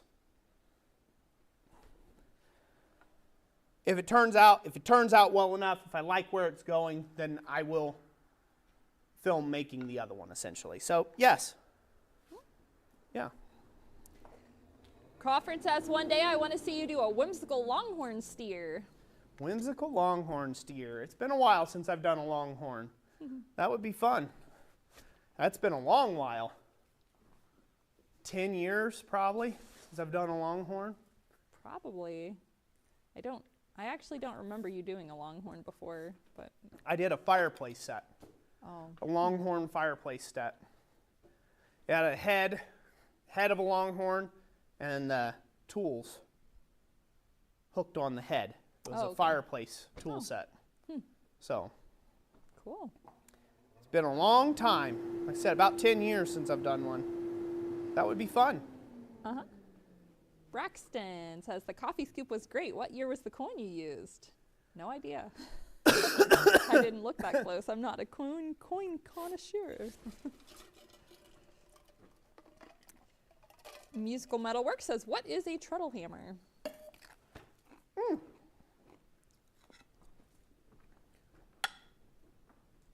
A treadle hammer is a foot-operated hammer, or to tread.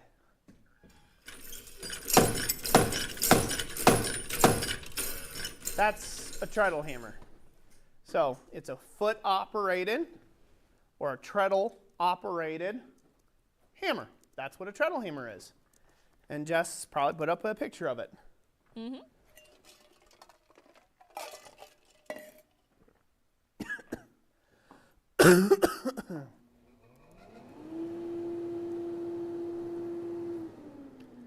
If you notice, everybody, I'm not just blaring and blasting heat at this because I've got horns coming off of a very big, thick piece of bar stock. I need the bar stock to come up to heat while not roasting off my horns. So I'm going along and I'm keeping the temp of the forge at heat, but without extra air. So you'll see me come along, I'm blowing on the forge, bringing the core of that fire where my metal is sitting up to heat, and then I'm walking away without oxygen because I'm not wanting to try to overscale the piece, and I am not trying to take and burn up anything that I've just cut and or made. Questions, Jess? Turkey Hunter wants to know how to measure his hardy hole.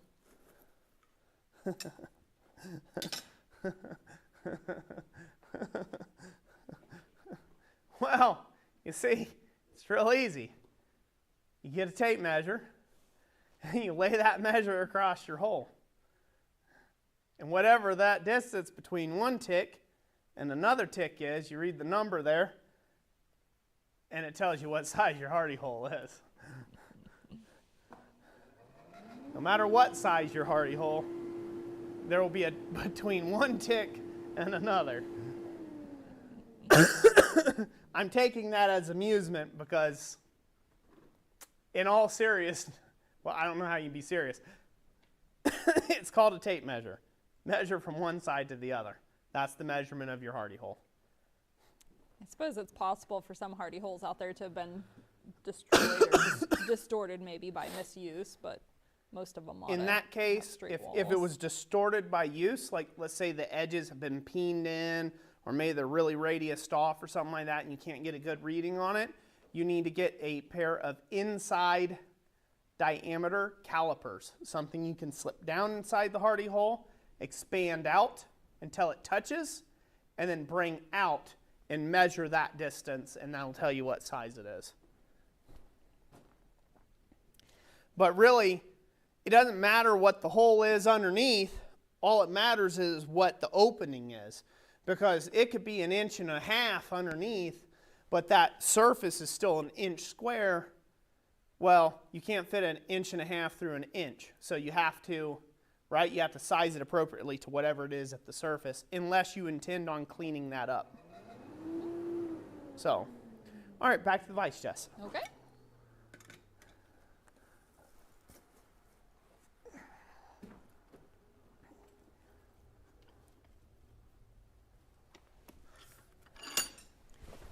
Stone Grove, he has had that forge for 15 years. We got it a year after we got married at a garage sale. Yep. 15 wonderful years.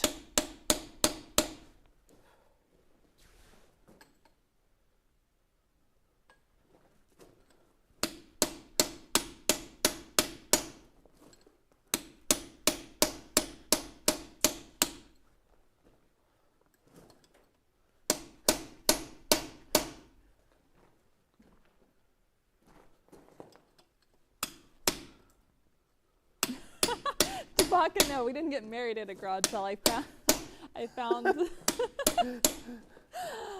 coal forge a year after we had been married. Honey, these type of people, you do have to spell things out. Yeah, I suppose so.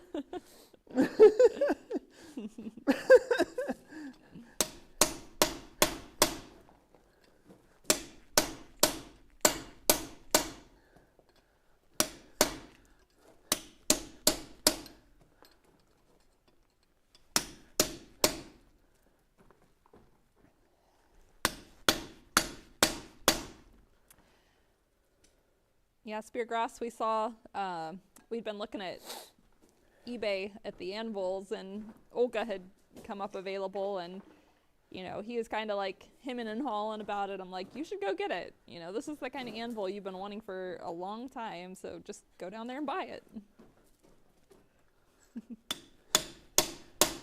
And I did what any sane dude would do. Yes, ma'am. When wife says, go buy a new tool, you don't argue. You say, yes, ma'am. And may I buy 2 of them?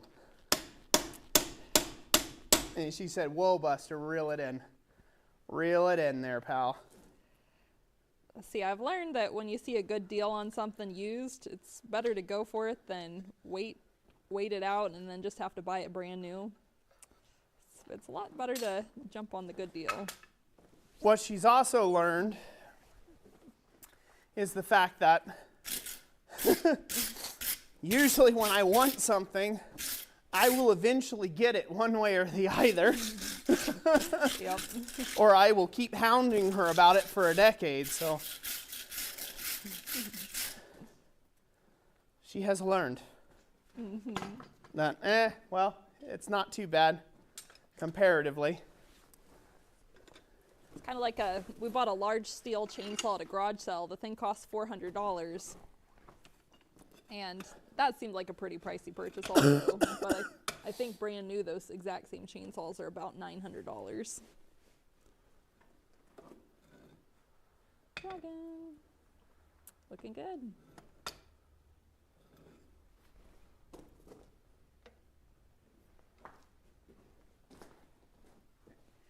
Corey Shire says, when your wife says, why don't you just go out and get it Go buy it. She's a keeper. Yeah.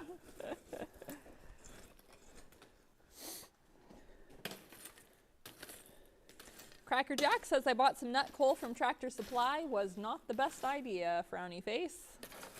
Yeah. I'm assuming it was anthracite. Most likely. Because that's what they sell there, anthracite. Good evening, Barn Cat Forge. That's another video that I've made disparaging remarks about anthracite in the past, and people have asked, Roy, why are you so anti people getting to smithing with anthracite coal? It's perfectly fine to smith with. And in that moment, I know exactly how observant the person is that I'm talking to.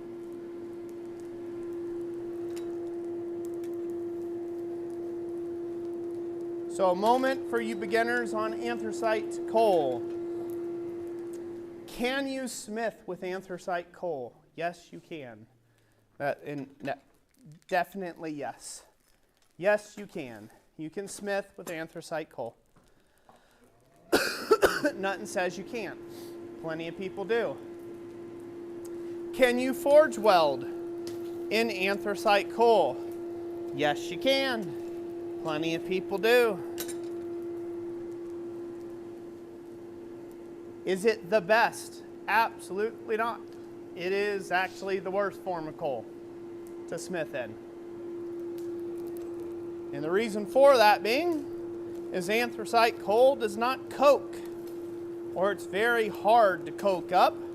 So therefore, since it does not coke up on you, because it's like burning rocks, it does not have the same surface area that coke does that's produced from nice soft bimutamus coal, or bit-mutamus, or B-mutamus, or however anybody wants to pronounce it. Don't really care. I've been calling it bimutamus coal since day one, so I will keep calling it incorrectly. Bimutamus coal. But so that surface area is important in two ways. One, for heat retention. The more surface area you have, the higher the R value of insulation you have. So when you have a lot of surface area, you can keep a fire well insulated. Second reason why you want that surface area of coke that comes from bimutamus coal, if you will.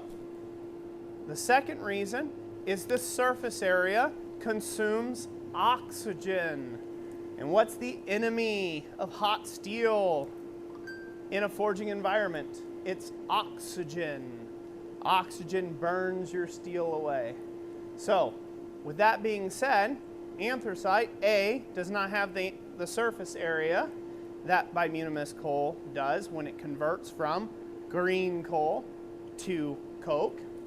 And B, because it has a lack of surface area, it does not consume all that oxygen you're throwing into the fire to keep that stuff lit. And so therefore, it has a higher tendency to burn your steel. So that is why whenever someone asks me, can I smith with anthracite coal? I say, you can, but it's terrible. It's not great to smith in. You're not going to be able to make and achieve some of the welds that you see, fellow smiths on YouTube doing, or that you see other people at blacksmithing organizations do. You will not be able to achieve the same results, and so therefore it is not as good of a coal to smith with. If that's what you have, that's what you have. Smith in it, it's fine, but you will have to make some adjustments to doing so if you're going to use anthracite. Just FYI.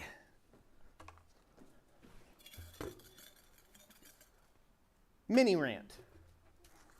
See, these rants, people wonder where these come from.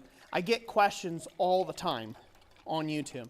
We have over 1,800 videos strong on YouTube, on the platform of YouTube, and we have a lot of brand new beginning smiths come to the channel all the time.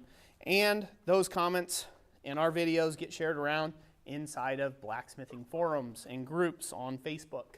And then that's bound to take and lead some people who says, well, so-and-so over on such and such page said you're wrong. You can smith just fine with anthracite. Again, never watched, and clearly they don't understand how the actual process, the combustion process of coal works, and so therefore it's kind of fighting that back in ignorance. Again, I will never disparage you from getting into smithing. My hope is only the best for you. For everyone who's watching this stream right now, you will not catch me disparaging you, telling you not to get into smithing and to not use the tools you have and to not use the resources you have to undertake this wonderful craft that we all get to partake part of. You won't find me doing that. But if someone is telling a technical error, I will call a spade a spade. That will happen. Every time I will call a spade a spade. A heart a heart.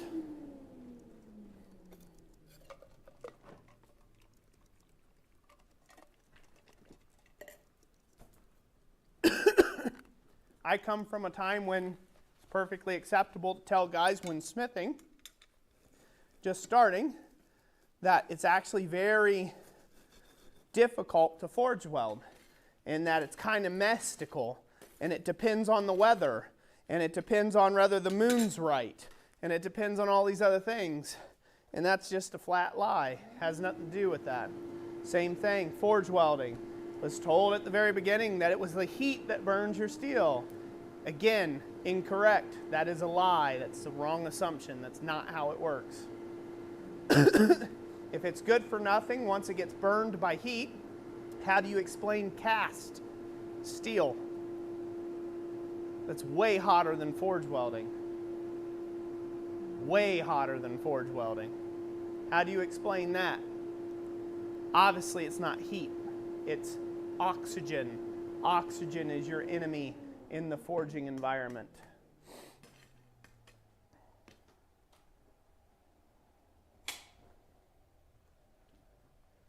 That sit in heat. So oxygen is not your friend in a forging environment. Again, and so I've become unpopular for those views. Hence, I've got a shirt underneath here that says, least likable blacksmith on YouTube. Just for spitting facts. Musical Metalworks says, what's your biggest machine in the shop?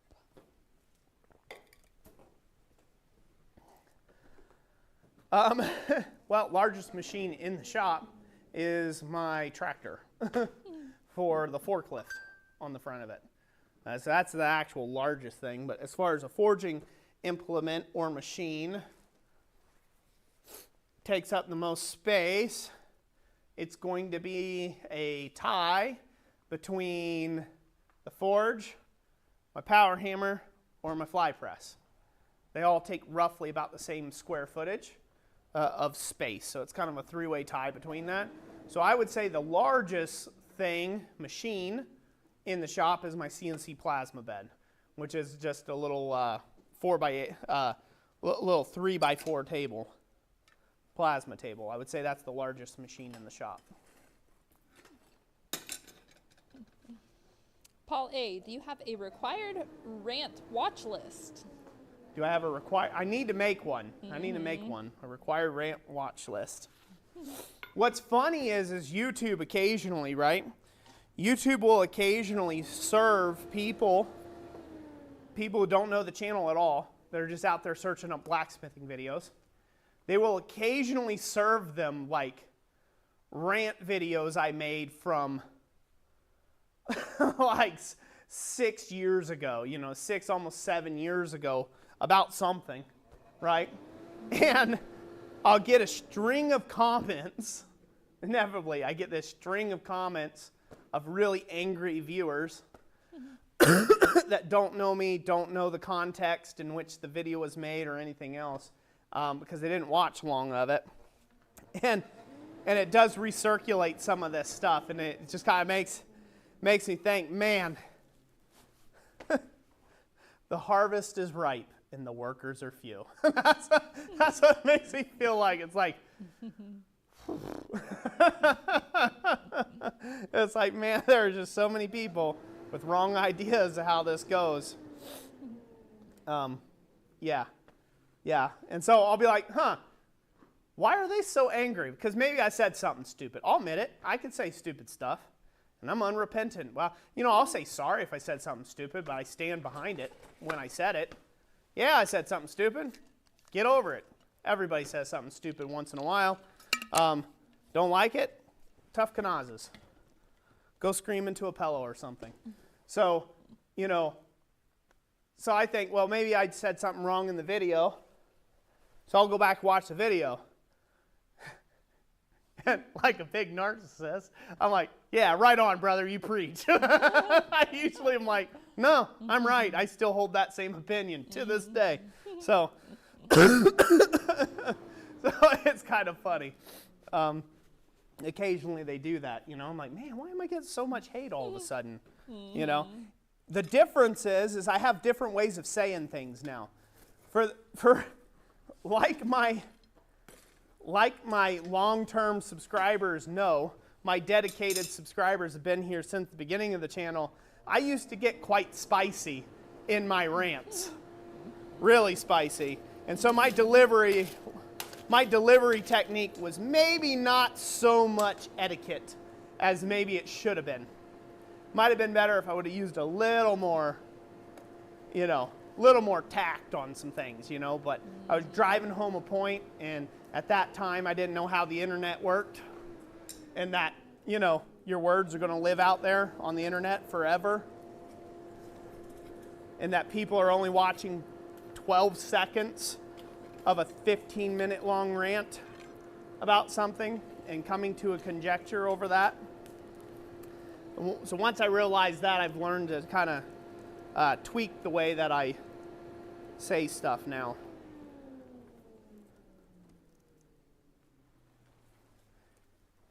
All right, let's go to the Vice. All right.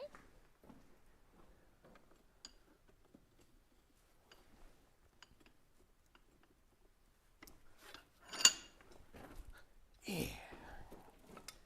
Nice.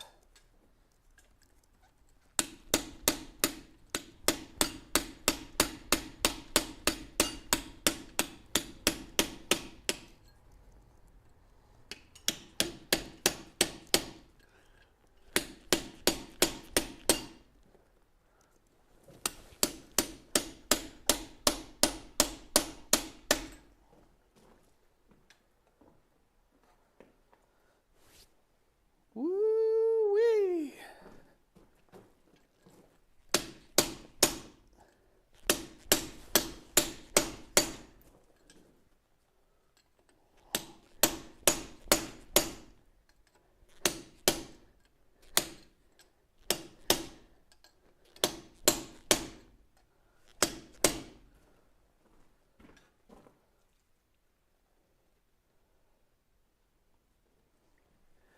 We're getting there.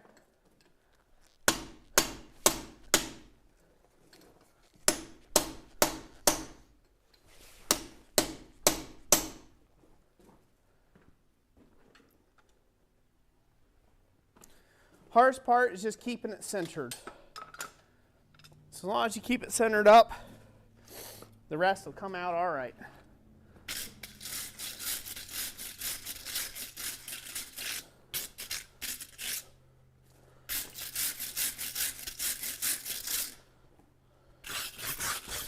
Roger Caldwell asked if you've ever used graphite tool lube. I have not. Well, I shouldn't say that. I have. I made my own version of it years ago. There was like a recipe for it on anvil fire, and I tried to follow that. It was really early on in my smithing, and I just made a mess of myself. I ruined a pair of pants, ruined shirts. I got it everywhere. It was nasty. And after that, I was like, okay, graphite's not my thing. So, so I ended up, you know, bailing on the idea of using graphite in my tool lubes. I wholeheartedly admit that that had nothing to do with the graphite tool lube. That had everything to do with me as a smith and not really know what I was doing. So I was following what I thought the concoction was, and I think I added way too much graphite, and I spilt some in the shop, and it was a mess. It was a mess. I'm like, you know, this stuff's kind of nasty. I don't think I want to mess with it. And then it got over everything, you know. It took forever for me to get that cleaned up off my tools and stuff, so I decided not. I have heard a lot of guys like it though, because it is highly effective. It's very, very effective. So. Red Plague says the dragon head is looking hot, pun intended. Well, glad you like it.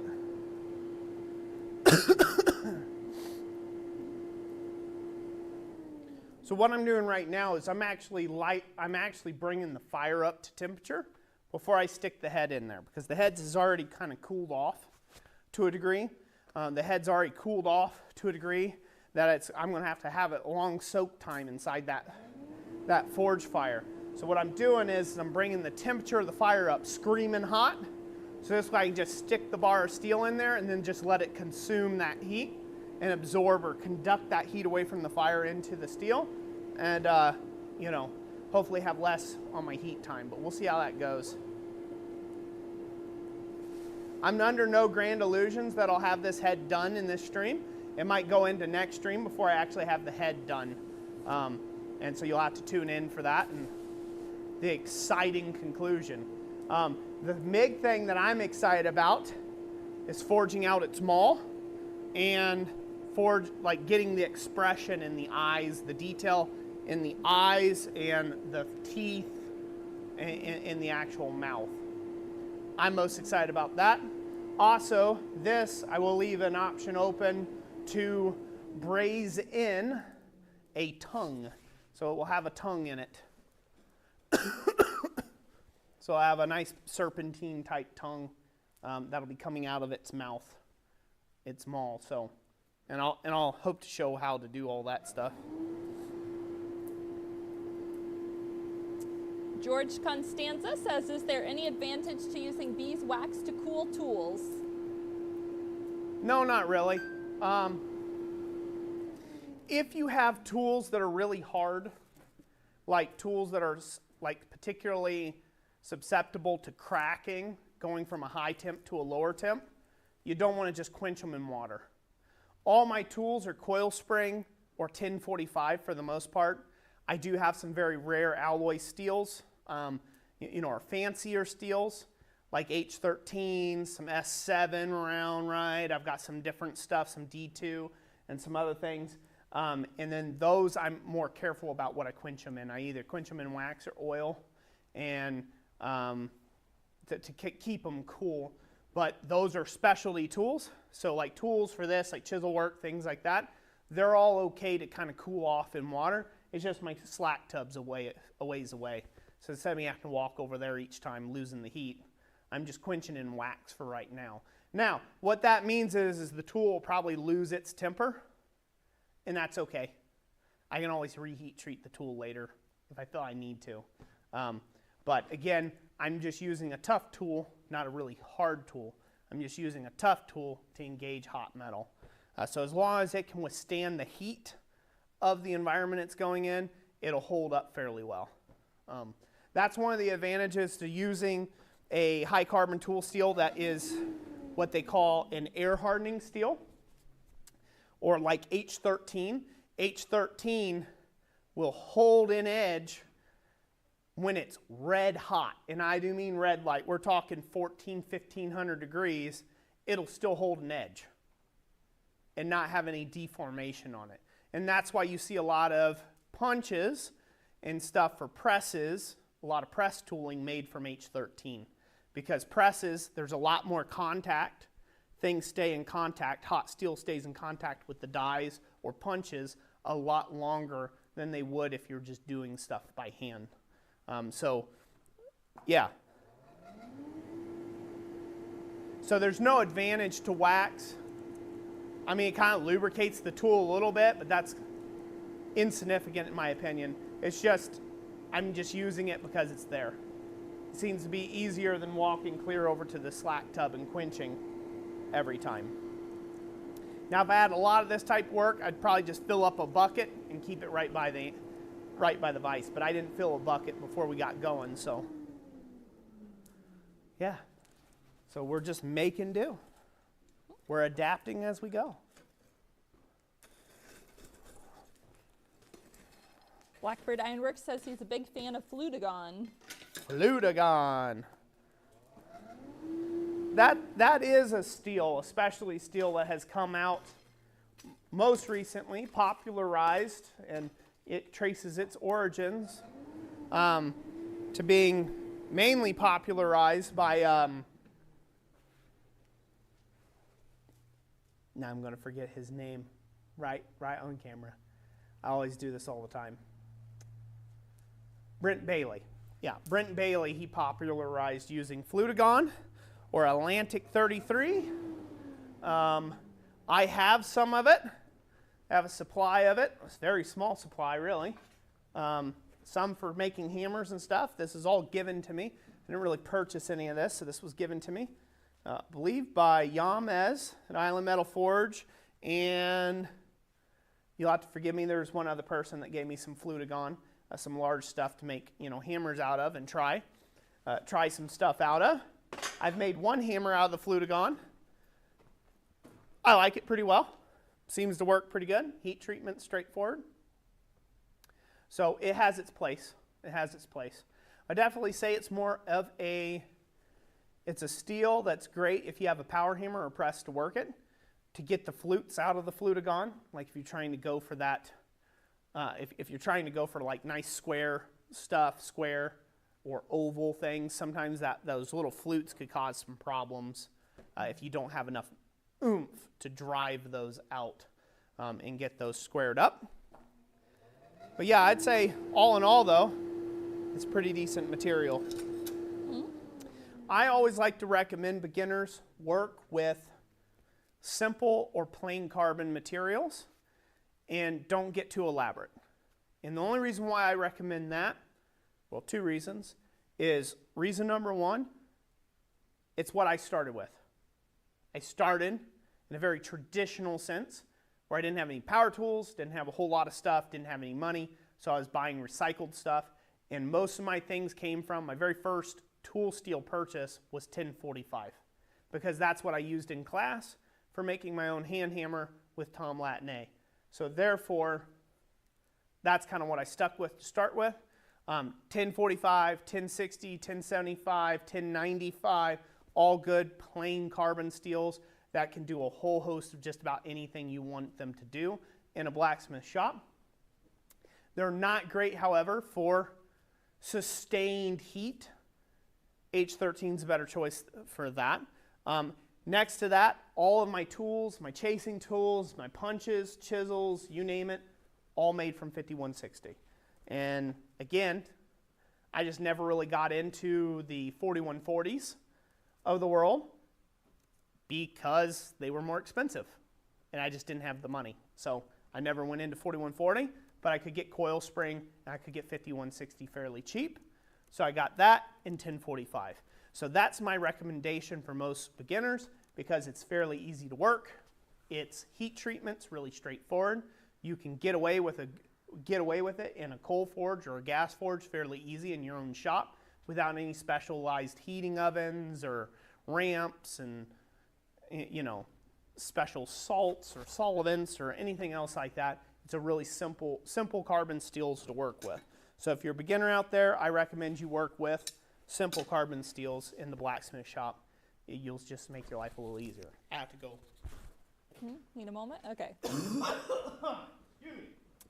Go for it. Take off your audio if you need to. Okay. All right. So meanwhile, while Roy steps away, I will go ahead and give you guys the upcoming events we have on our calendar. Let's see, we were recently at Quad State, so we're glad to get to hang out with everybody who came to Troy, Ohio for that event, which is always fourth weekend in September. So that just finished up recently. And so the next upcoming event we have on our schedules is the AACB conference in Murfreesboro, Tennessee. And that's going to be May 16th through 18th of 2024. And Roy is going to be demonstrating Baroque style elements. So if you are in the area, make sure to come and attend if you get the chance. It's looking like it's going to be a great event as far as traditional ironwork. It looks like the other demonstrators also doing traditional style ironwork, and then they're also going to have some of their local club members demonstrating as well. So back to the cameras. Okay. Hi, Tim O'Connor. Yes, entertain them, tobacco maker. Yeah, there might be snow coming real soon. Yep. It cools off here pretty quickly. Our growing season is very short during the summer, so for plants and stuff. I had some tomatoes. There might still be a few out there. I don't think we've had a frost that's gotten them all yet. So let's see. Yeah, Red Plague's awesome. So you'll hopefully be there. We'll get to see you. That'll be awesome. George says, I'm in South Carolina. It's 55 degrees, nice and cool. Yeah, it's nice to have the cooler temperatures. My dad had come up to visit beginning of September, and we had like a freak heat wave for a couple of days.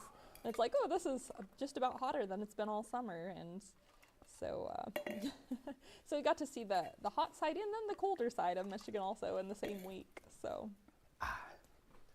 sorry about that. I'm back. Okay. Sorry, I was telling them about our upcoming events for next year in Murfreesboro. Yeah, I had to hack up half a lung out there. Oh boy. Apologize. You need some tea. Yes, I do. All right, let's go to the device one more time, and then let's do some more giveaway stuff. Sounds good. Okay? Okay.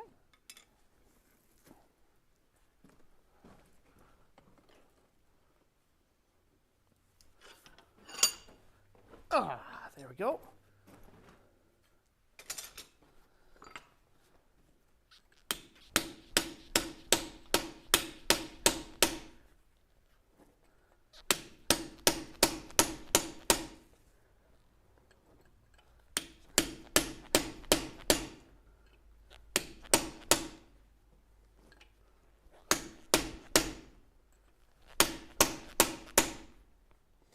Probably only going to go as far as getting these horns split in.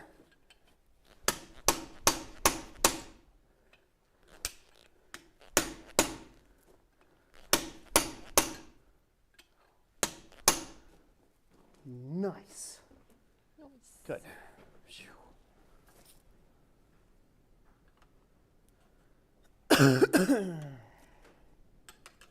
Hello, Troy. Look who decided to show up.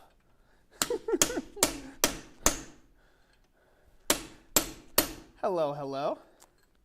Manga 12, working on not wheat leaves, but a dragon.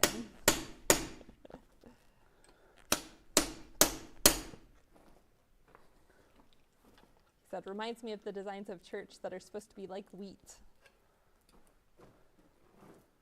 Reminds me of the what? Oh, it reminds him of wheat. Wheat? Mm-hmm. Why? I don't know. The shape of it, I guess.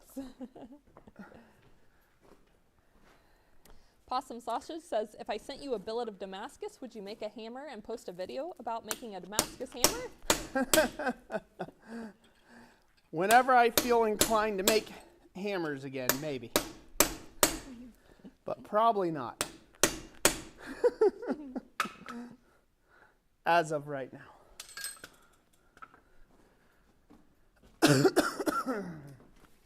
I have a lot of other things on the go currently, so I would not want to make any promises.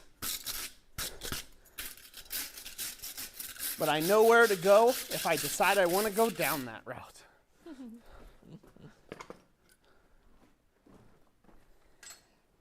Eric asked if you're going to do the tongue in steel or in another metal.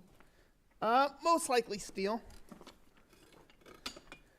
because it is my intention that the steel tongue holds the steel ring of the lantern. Yeah, you wouldn't want it to be weak. Yep. See how it's progressing now, right? We're getting close. Yep. Oh, yeah.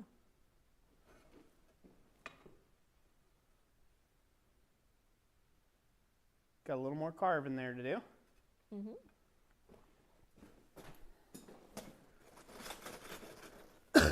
What time we got, Jess? We are almost at 8 o'clock. Okay. So I think we'll call it on that for this evening. Mainly because my throat's getting really irritated. But it will also give me a chance to kind of sit and do some Q&A for a little bit and interact, be a bit more engaging. Okay. Mainly because it's going to take another probably 20 minutes to heat that to where I want it, and then get the horns right. So I want to take a bit more time on that. You'll see that again next stream. So I'll do more on that dragon head next stream. But I want to take the time to be able to give away the rest of the items and have some time for Q&A. So I'm going to put a pause on that, at least for this week's live stream. And we'll move on to the Q&A section and give away the rest of the things we got to give away. Because we got 2 more pairs of tongs, a guillotine tool. Yep, plus possum sausages tongs too. Yep, plus possum sausages tongs as well. We have a treadle hammer kit to give away and another lube, magnetic lube tin there. So looking forward to giving those away. Let me grab a paper towel here. There for a second. And a seat. Need a chair? Find a chair. Right on. Boom. Hello. Jacob says, I'm new to the channel. Do you have these weekly or how often? We have these once a month. Excuse me, guys. I apologize. My nose is just starting to run like crazy. This is like one of those plagues that don't go away. Yeah. We've all had Drags those. on and on and on. We've all had those that just drag out, right? Well, this is one of them where it just does nothing but drag and drag and drag and drag. It's driving me crazy. So I haven't been like feverish or anything else for a week, and it's still dragging on the drainage, so driving me crazy. Anywho's, so I apologize. It's all right. Questions, Jess? Yes. Comments? Possum sausage. Do you ever miss not having a hand crank blower to help fluctuate heats? Yes, all the time.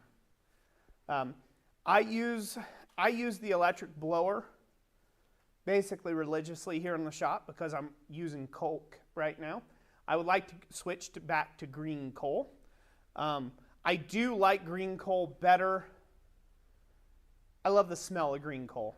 Like, you know, like I just love the smell. It's what I started with. It's what I like to use. But I don't like how nasty it makes you. And the smoke that comes off unless I have a chimney. Right now I don't have a chimney. I just have a big open ventilated space. Now this space is becoming less and less ventilated as time drags on here because I'm sealing it up more and more. When I first got here, the barn was wide open. You know, so I might as well have just been outside. So, you know, having a no flue wasn't an issue. But big game plan is there will be a stone hearth sitting here where my forge is now. I'm going to give that forge a rest after 15 years of hard service. And I'm going to completely refurbish it with some new tin. It's still going to be around, not getting rid of it. I'll still use it as a forge that I'll teach out of and I'll keep. But I do plan on building basically a stone forge right where that's at now, and there'll be a bunch of big chimney and ductwork and things like that. And once I get it up through the roof, I could go back to using green coal. And, you know, and that'll be nice, and I can use a hand crank blower again. So, which I prefer. I prefer that better than relying on an electric blower. Now, I can at any time, once the fire is good and hot, I can pull the electric blower and I can keep the fire going plenty fine with the hand crank. It's just way more laborious that way to keep, you know, coke running nice and hot with a hand crank blower. It just doesn't put out the same as what you can with an electric fan. Nathan McAlpine asked, do you recommend any special tools for figure smithing? I'd like to play with that some in the future. So for figure carving into stuff, I would recommend eyeball punches, ball punches, like regular round end ball punches, pushers, so like basically think of it as a very blunt punch,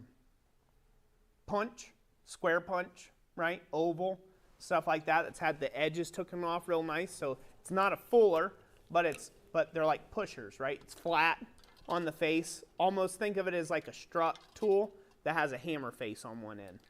Pusher tools, anything, again, curved chisels, slitting chisels, right? That's just off the top of my head. And you need those in just all sorts of different sizes. Right now, my current toolbox, I want to say last time I count, I have over 100, like 102, I believe, individual little chasing tools of all types and sizes and shapes and, you know, you name it, in that blue toolbox that I've been pulling, that I've pulled some tools from, and I use all of them, or have used them at some point or another. So really, those type tools, as far as your basics, you need a straight chisel, you need a curved chisel, you need a fuller of some kind, probably 3/8 inch fuller, you need a ball punch, you need an eyeball punch, a center punch, and I'd say that's about it, just to get you started. Those are like 6 basic tools for figure carving. One really good book for that is the Iron Menagerie.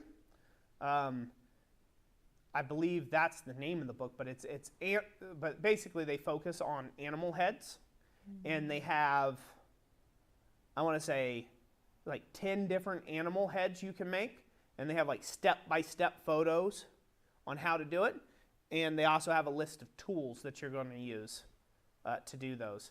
And I would highly recommend that book if you want to get a nice intro into, you know, figure carving. Lexi says, what is your favorite item to make? I get this question all the time. So Lexi, great question. I'm going to have to answer, unfortunately, the way that I normally answer this question. At this point in my smithing career, I don't have a particular item that I make. I have made, again, not trying to boast, but I've made probably, I would say, 1,500 different, and I do mean varied, items in my smithing career up to this point, and that's probably a conservative guess for customers and clients, and a lot of production work that I did where, you know, again, I've probably made up to this point 6,000-7,000 pieces of ironwork, individual pieces of ironwork in my career. So at some point, you get to a place where it's not the project that intrigues you or becomes your favorite, it's processes. Certain processes become your favorite, and clear front runners, and other processes not so much. So for me, I'm in love with anything that is traditional ironwork, like quote unquote, air quote, traditional ironwork. The way we mean traditional ironwork, that means ironwork that was being produced before the turn of the century. You know, so we're talking 1800s and on, right? So we're talking 1800s and before. I'm a big fan of recreating and reproducing ironwork and testing my skills against the smiths of old. So that is my favorite type of ironwork to create. As far as individual projects, I don't have any. I really enjoy making acanthus sleeves, but just as much as I enjoy doing that, I enjoy doing repousse work as well, and raising something out of flat sheets of copper or you know, silver or steel. Like I enjoy that just as much. So I enjoy the process, and I really hone in on French Baroque ironwork. So, or the Baroque / Rococo period of ironwork. That's my favorite type of ironwork to undertake. So it's a long-winded answer, but I think it's important for, you know, smiths out there to look at their work in that way. Right now, you may have only made maybe 10 things, or maybe 50 things, or maybe even 100 things in your smithing journey so far. Eventually, you'll get to the point where, if you continue to progress, you will have made hundreds of things, thousands of things, and it's not the things that matter to you as much as the process. And that's the part that I get excited about. That's the part that I get really amped up for other people, when they're getting excited about the way they came about doing whatever it is you're doing, right? Like, because at the end of the day, it's an inanimate object, right? And it's just as destined to the scrapyard eventually as any other object that's ever been made in mankind. So it's really the process, enjoying that process of creation and being excited about what you did. And you can do that at any level. And that's kind of why I answer that question that way. So thanks for the great question. James Stoffel says, does a larger anvil like what you have versus, say, a 150-pound anvil make a difference when forging? Huge. Yep. In my opinion, it's a huge difference. So there's upsides and downsides to either. A small anvil, the upside is you have smaller surface areas that you can, your reach is a little bit better. Olga here has a 6 1/4 inch wide face of the anvil, all right? But it's also 18 inches long. So I have a lot of surface area just in the square face, just the body of the anvil. So I have a lot of linear room to be able to move about my anvil and work. One downside to having such a wide-faced anvil and such a large face of the anvil is sometimes that creates reach issues when you need to get between smaller shoulders. So that's where this square tail has come into play. On many of occasions, it allows me to have much smaller and smaller faces of an anvil to be able to work over. If I exhaust the faces here, I've got a small bickern, which is shaped just like Olga, comically enough, that can go in the Hardy, and now I have even smaller faces and smaller horns to work off of to get in between shoulders. So the downside to a large anvil is that it's large. So everything's big on it, it's heavy, it's not going to move around a whole lot on you. So the plus sides of a big anvil and what makes it a night and day difference. You wouldn't believe it, but you smacking a 150-pound anvil, you think, well, you know, what a lot of good that's doing, right? Like if I hit this 150, say if this is a 150-pound anvil and I'm wailing on my steel, it's not moving. It actually is. It actually is, unless you have it bolted in spot to the earth, concrete somewhere, right? Or you have it on a stump that's been buried in the ground. That is moving. The harmonics of that anvil is shifting around. That kinetic energy is going somewhere. With the mass of a large anvil, a 400-pound anvil, 5, 6, 1,000-pound, whatever, it moves a lot less. So a lot more of the hitting energy you put into the piece, right? A lot more of the energy you're expelling to go in to your workpiece is actually getting there into your workpiece. versus being absorbed by other things. The harmonics of the anvil are moving about or shifting. After 1 year of work, this anvil shifts about 1/4 of an inch. It's usually, comically enough, it's back into the left here. Don't know why. It's probably because the way I stand at the anvil, I stand with my right leg forward, left leg back, tong hands on my left side. It tends to drift 1/4 inch. After 1 year of hammer work, that's, in a full-time blacksmith shop, it'll shift about 1/4 inch. Any anvil I've ever had before, 150 pounders or otherwise, they'll shift that much in a day. Easy. So it is moving, unless you lock them down. So beyond that, the other advantage to a big anvil is, as you can see, I can set a lot of stuff. I can stage a lot of things on my anvil in the areas I'm not using, and then I can smith in other areas, and that's really nice. I don't have to wheel around another cart or another flat area to forge upon, basically. So, yep. Great question. Yep. Russell says, what is the oldest piece of equipment you own? I have a hammer stamped with B and O Railroad. Right here. That's probably the oldest piece of equipment I own. Second to that would be the vise here to my right. Probably you can just see off there, that was my first smithing vise. Both are a little over 150 odd years old. So, yep. So that would be the two oldest pieces. Mm-hmm. Yep. Still serviceable, still work with them. I don't know. I'm not much of a collector. I have other tools, but I'm not much of a collector, so I don't really pay attention to how old something is, just how much it's useful to me in the shop. Because I'm not into collecting tools, I'm into using tools. So if it's if it's old and it's fit for service and it works for me, then I'll use it. If it's old and it's cruddy and not fit for service, I'll pass the buck to somebody else. That's usually how I handle stuff like that. Great questions. Do you want to continue taking questions, or should we move into the Yep, light? few more. All right. I mean, unless everybody's like, get on with it, we want to go. They were saying they're like, Roy's dying. So just making sure if you were trying to get a break for your voice, you had a chance. No, I'm okay. I'm okay. All right.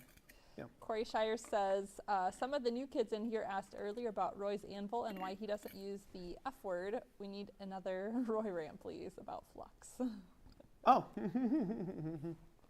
Why we don't use flux, huh? Mm-hmm.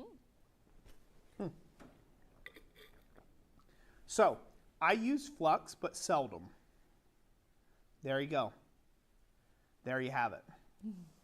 I have become known for being the anti-flux guy on YouTube because I made a video about it, about using too much flux and over-fluxing things. Like I had mentioned earlier, in one of my rants there about incorrect information, how I'll call a spade, that is one of those things about forge welding. Oh, if it doesn't stick, throw more flux on it. Throw more flux on it. People have a really daft understanding of what flux is meant to do and what it's there for. Flux is a cleaning agent. It is not a magic glue. It does not weld your pieces together. It is not, it's not there. That's not what flux does. Flux is not there for that purpose. Flux is to help the scale, remove the scale from your surfaces, that's iron oxide, and float that iron oxide or scale to the edges of your joint on the welded plane so it can be evacuated on your first light hammer blow. So you have two clean pieces of material, theoretically, clean surfaces of molten material to join together. That's what flux is for. It carries that scale through capillary action in being agitated on the surface of the material. It eats on the scale and it moves it to the outside of your welded plane. That is the purpose of flux. So, if your weld isn't sticking, it is not because you didn't use enough flux. Your weld is not, so if your weld is not sticking, it is not because you didn't use enough flux. It is most likely either your time is wrong or you have too much oxygen in the forging environment, or the third biggest factor, it's not hot enough to weld that particular material. So I've heard people use the word candy coating. Oh, it coats it and stops oxygen from getting at the steel. That is incorrect. It does no such thing. None whatsoever. It's not its main purpose. That's not how it works. It does not serve any purpose. I've heard people tell, well, it's like glue. It helps stick your pieces together. Wrong again. Not factual. Does not do it for that way. And I don't care. Anything you use, Iron Mountain or otherwise. Wrong answer. It does not stick your stuff together. One of the current ones that's a big farce is, oh, if you use Iron Mountain flux, you can weld at a red heat.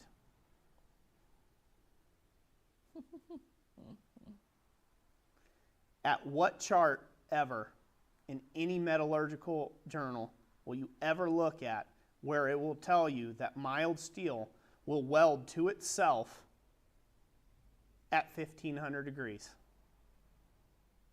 Never, ever. So no, it's not welded. Is it stuck together because of the iron filings that are in it, biting at the two surfaces, giving it some grip? Sure. Sure, it's probably doing that. Is it welded? Absolutely not. Absolutely not. It is not welded. So it's not tacked. It's not welded. The surfaces aren't molten. There's no weld that has occurred. So, again, that's the current one that's drives me crazy. But until I can show with all empirical evidence, and I do plan on doing a video on this in depth and breaking it down with actual facts and showcasing it in 100% detail, what actually is going on. Yeah, I won't go too much more down that ramp. But again, those are the things that get out there. It's just like fluxing. It's just like, oh, you can't weld if it's on a full moon. Oh, you can't weld if there's winds out of the east. You know, oh, well, you know, welding material is like magic. Some days you can, some days you can't. No, all those are wrong. Welding is a mechanical process, and it's been around for literally tens of thousands of years. It's very well researched, and it's very well figured out, and there's no magic to it. So the reason why I go down that route and I go down the rabbit hole, and yes, I'm digressing right now, is because all of these old wives' tales about flux, all of these misconceptions about welding and forge welding stops beginners from being able to make their first weld, because they're following around a bunch of horse nonsense, right? Bouncing from one thing to the other, and none of it is going to help them get a lick of anything to stick. I have taken guys that in class in my forge welding intensive that I've taught. It's been a while, I need to teach another one of those classes. I taught a 3-day forge welding intensive where I went through forge welding theory. I went through why and how and the whens, wheres, and whats of flux. I went through why scarfs and the different types of joints. And then we walked through every single student in class, which there was 7 of. All 7 students went through and made a boatload of welds. I think we went as far as doing 8 different forge welds, different types of forge welds. And at the end of the class, everyone was forge welding. Everyone left with a forge welded piece. It's not magic. It's a mechanical process. If it's a mechanical process, it's something you can figure out. If it's a step-by-step thing, you can miss a step and then not get a weld. And then you can look back and diagnose and fix the step you missed and then make the weld on the next heat. So that's why we don't use the flux word around here a whole lot, and you won't see me use a lot of flux. On occasion, you will see me use some flux. But again, it's very light, and I've got a tin of flux that's lasted me 4 years now. And I've maybe used 4 tablespoons of it in that 4 years time.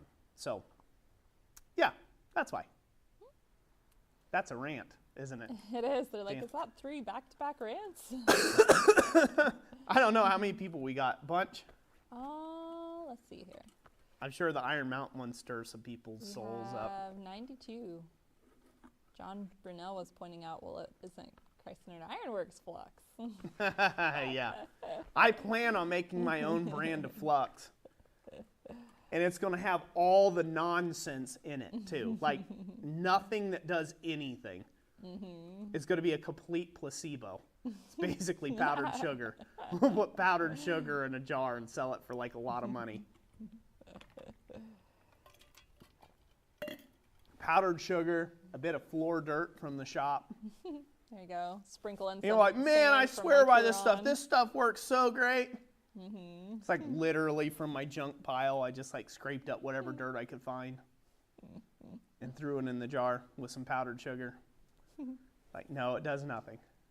Yep, George. He says custom special magical unicorn flux.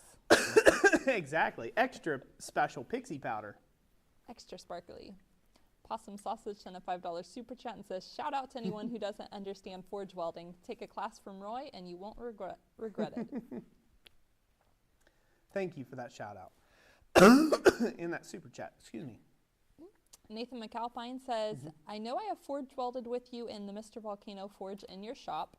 I cannot repeat the process at home. Any ideas why? So Nathan, as we discussed, like when you took the class with me, it's going to come down to observation. So I'm not going to be able to answer that question without observing what you're doing, right? So it comes down to time, heat, and oxygen. Okay? Those are the 3 big things, 3 big principles. Okay? If you're too slow getting it from the forge to the anvil, okay? Maybe your anvil's too far away from your forge. That's going to increase your time, which shortens your time to get things stuck and welded, and also increases the time that the welded planes are exposed to excess oxygen in the environment. Time could be a big factor, a big issue.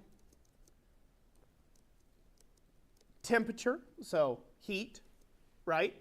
It could not be getting hot enough, so you may need to block in your forge quite a bit and insulate it really closed in order to get that temperature to where you want, right? And adjust your gas pressures, make sure you're putting in the right amount of gas to air there. And then last but not least, which is on that, is oxygen. So you might be running too oxygen rich to get your temperature where visibly you think it should be, as far as the amount of hotness that's in the fire, right? The amount of heat that's in the fire. And if you push too much oxygen through there, you're creating extra scale on the surfaces, and that could be dirtying up your welded plane, and then that's preventing you from getting a weld and it not sticking. So I would check over those 3 things, just like you were doing a checklist, and see which one of those you can improve upon. it's probably one of those three things. Like 99.99999% of the time, that's what it is. Yep. He says, I wonder also if I am welding, but I don't trust my welds. Well, is it stuck? I mean, is it stuck? Is it together? Can you manipulate it further? He says, I have tried to faggot weld. It acts like it welds, but I can pull it apart in the vise.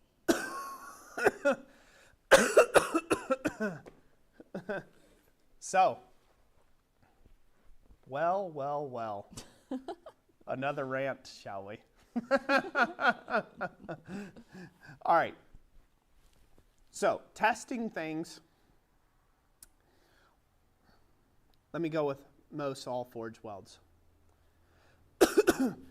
There are certain forge welds that you can weld and you cannot pull them apart by bending or trying to force them open, right? It's welded and it's solid. There are certain forge welds that will do that. There are other forge welds that will not. No matter how good the weld is, it will fail at temperature. And the reason for that being is when you pry something at a vise. I don't have anything where I can exhibit this, otherwise I would in a heartbeat here. But let's say you had a bar, you bent it back on itself, and you forge weld it, like in the case of a fire poker, right? You beat out a point, you nick it, you bend it back on yourself, and you forge weld it and pull out another point. If you take that point and you don't support your welded area, you have two levers that are going down to an infinitely small point.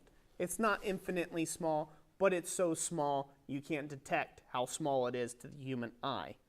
That is a stress riser, and it is a stress riser right on your weld. Okay? It's right on your weld line. So when you pry apart on that, all you are doing is you are tearing the parent material.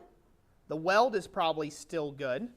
You are tearing the parent material right next to the weld apart as you pull that open. You are forcing a crack, you're forcing stress into the material, and then it is failing and it's giving way under that force. Just like I had a guy argue to me once about chain links.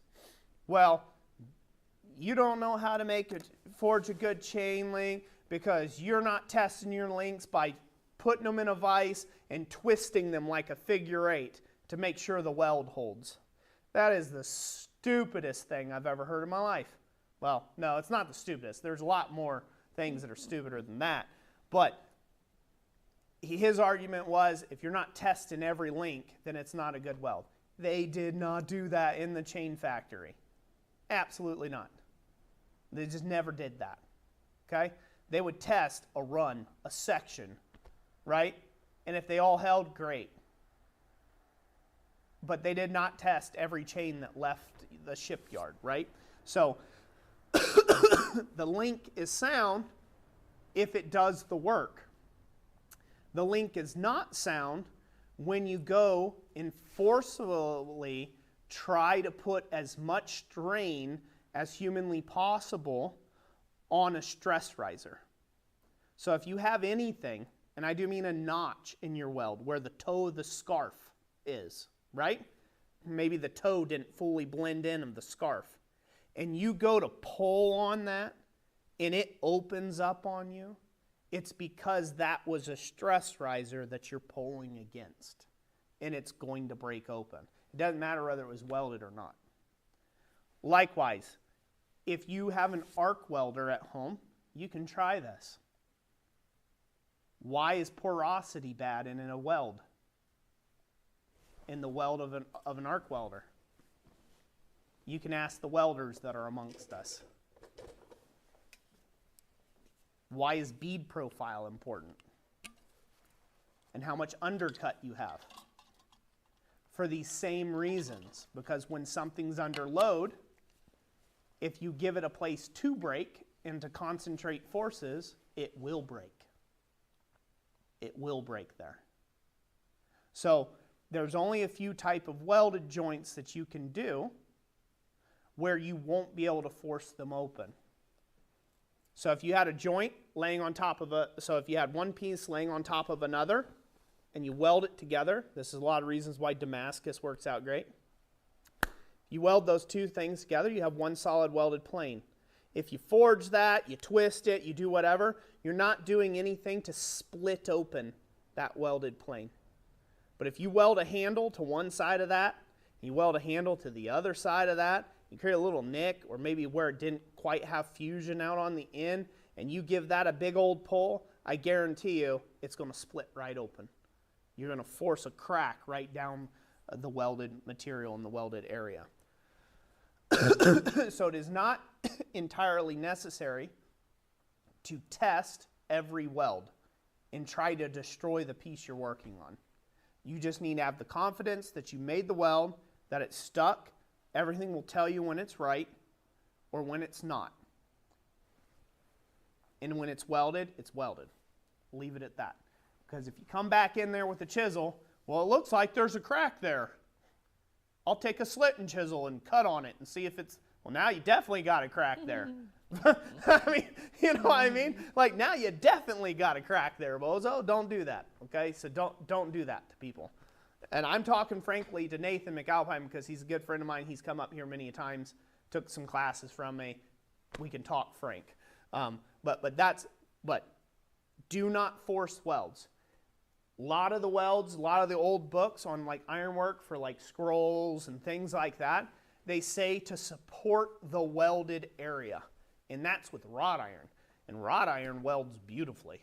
Wrought iron wants to be welded to itself. It loves it. It loves welding heats. But even then, when you're done and you're forming the scroll, they say to support the welded area.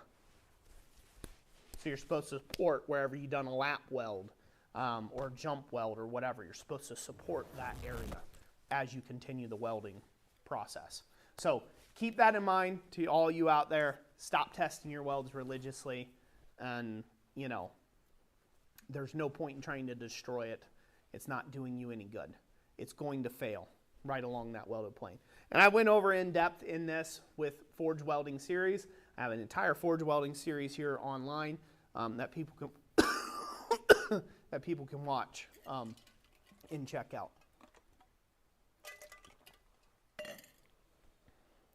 Michael Gissy, thank you for the $20 super chat. Says supporting Roy's fireside chats. Well, thank you. Thank you. I know we're running a little long here, but I like being able to answer questions. I like answering them in this format, actually, better than I do even on answering on a regular video. And the reason for that being is I can answer them at length, and I feel like I'm giving the best information possible versus having to abbreviate everything in a comment section.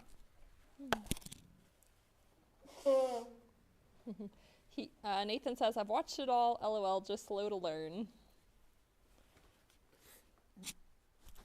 Yep, that's all right, Nathan. You just keep coming with questions. I'll keep answering them again and again, if that's what it takes. We're going to get you welding yet. Musical Metalworks had asked if you'd done metal casting before. Very little. Very little metal casting. How's your audio keeping up, by the way? Are you still live? Still have 2 bars. Still got 2 bars? Good. Mm-hmm. Right on. That's worked out pretty well, huh? Mm-hmm. So, yep, no, I've done very little metal casting. It's not really my forte. I did one for a job a while back. It was a flame. It was lost wax casting for a project. One was done in sterling silver. One was done in, what was that, zinc? I think it was. Mm-hmm. One was zinc, yeah. Yep. Or tin, I should say. Debaka Maker, why are rainbows round?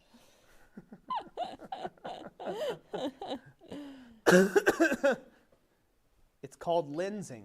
And we'll leave it at that, atmospheric lensing.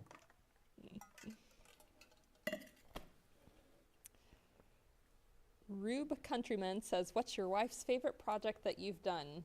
It's hard to just pick one because Roy's done a bunch of really cool stuff. Probably all-time favorite, I think, would have to be his BAM sign bracket he did with the gold leaf on it, because that was pretty epic. Yeah. Yep. But I definitely really like the skillet he made with a hand-chased acanthus leaf handle. That I use that quite a bit. And then also I really liked the really scrolly hook that holds the candle holder in our house. I think that turned out really pretty also. Good bit of stuff, huh? Yeah. James Stoffel, another anvil question. If you were to buy another anvil, would you buy new or look for another old heavy one? If I had to buy one all over again, I would probably buy a brand new anvil, and I would buy it as heavy as possible. 1,000+ pounds. Yep. If I had to buy another anvil. So, yep, that's what I would do. I do like old anvils. It is getting harder. They're getting rarer and rarer, like hen's teeth, to find ones that are not really abused. And that would suit the kind of work that I do, the quality of work. A lot of them, unfortunately, they have big sways in their backs and bead over edges and, things like that in them. They've lived a hard life. They're still around, but they lived a hard life. And as I've undertaken the process of repairing many of the anvils, I would rather just have one that I don't have to worry about and I can get back on to smithing. So I would buy the newest and heaviest possible. So, like I said, 1,000 pounds plus. Yep. I would get it in this style, though. This is my most favorite style. This Euro pattern style anvil is my favorite. So, out of everything. I've had London pattern anvils. I've had all sorts of different styles of anvils. This is my favorite style. Has the most mass under the hammer for the buck. So, yep.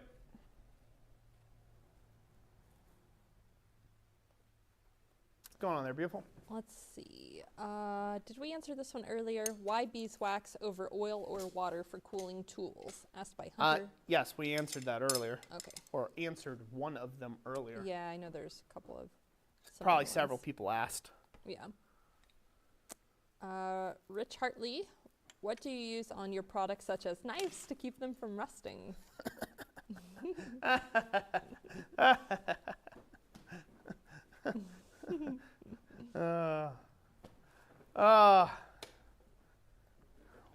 Well, for knives, there's so many options.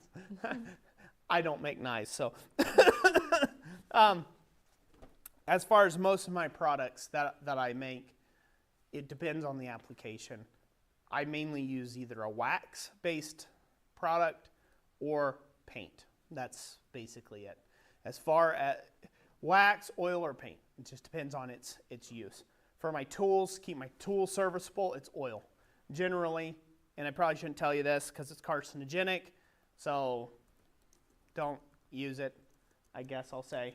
I like the way that it puts a finish on things. I use motor oil. Used motor oil for keeping my tools in good service and not rusting like crazy here in the shop.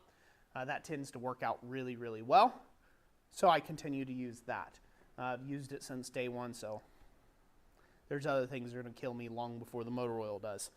So I use that for tools. When it comes to art projects, most of my projects are going into homes, interior homes, and most of the time a painted finish is required by the customer, and so therefore I go with that for the most part. There are occasions where I do a traditional piece, so it's like traditional ironwork, where it is requested that there is no paint in the situation, and we use a natural finish on it. And that natural finish will be beeswax. I've been experimenting around with Zax wax, I think it's called, or forge finish. Let's take it over to the camera number 2. Hopefully you can see that okay. Yep. So forge finish. ZH Fabrications is the guy who's kind of making this. It's meant to kind of replace the Johnson's paste wax. Can't get it open. Come on. Probably some melted around the rim. Yeah, it did. So as you see, I use it a lot. It comes in these tins. It's got a really great citrus smell, and I just apply it with an old paintbrush. You just dip it and wipe it onto your piece. That's producing some really good results here in the shop, so I've been using that quite a bit on all of my ironwork. I have some pieces that have been hanging up for 6 months now, maybe. I don't know, 4 months, 5 months, something like that, and they ain't got a lick of rust on them. And that's out here in an unconditioned space. Some of them have even been rained on, and they don't have don't have even a speckle of rust on them. So I've been happy with that. So yeah, so beeswax or that mostly, and then for tools or tooling, oil. It's going to get oiled anyhow, so I just use oil. Yep. Yep. Let's see, Braxton, I have not checked the email yet. I normally try to do that a little later on in the evening after the live stream's over. Yep. Crawford says, with a 1,000-pounder, would you want more width or more face length? And Both. Both. At all directions. Yep, all directions. As little base as possible that I have to make up the distance for height. I want as much mass under hammer as possible. That's what I want with a 1,000-pound plus anvil. Yeah, that's it. So as much mass under hammer as I can get, and then ideally a much wider face, maybe like an 8-inch wide face, and say maybe 2 foot long for the square area, just for the top. And then the horns would be additions to that. So, love it. Would love it. Still a 1-inch hardy hole. There's no need in having some gigantic tools. I'm not into needing, 2-inch square stock to, make a hardy from. Still a 1-inch hardy hole. Couple different Pritchell hole sizes would be nice. Installed in the face. If I had my way. I still like upset block, but I would have an upset block on both sides of the anvil versus just one side of the anvil. And yeah, that's basically it. I know, not too picky, huh? Tabaka says, who gets your anvil when you die? The auction house. Jessica. And Jessica will be selling it for lots of pennies. Yeah, maybe. It might get passed down to our son. Right now he has an interest in blacksmithing. Yeah. Because Jessica isn't one of those old bitty housewives that have no clue what their husband's stuff is. She's been informed on every single purchase in this shop. So she won't be letting it go for bargain basement prices. I can guarantee you that. It's a famous anvil, too. Oh, yeah, it's famous. So that adds a premium, right? Yep. Yeah. Ooga. Should etch that on the side of her. All of our tools eventually pass on to other smiths, don't they? It's just the nature of things, right? We pass on, so hopefully we pass on our knowledge, and I hope to.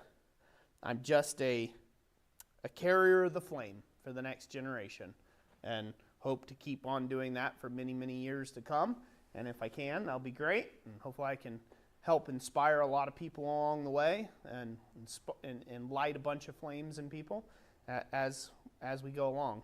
And hopefully, and I'm sure it will, my tools will go to somebody who will continue to carry on that tradition and that passion in the forge. So whether that be my son, my daughters, or, whoever, don't care. It's just a thing. This is an inanimate object. I worked for 4 years with passion in my heart with a Harbor Freight anvil in front of me. Didn't matter. It's just a tool. So, what's up? Good? Let's see. Yeah.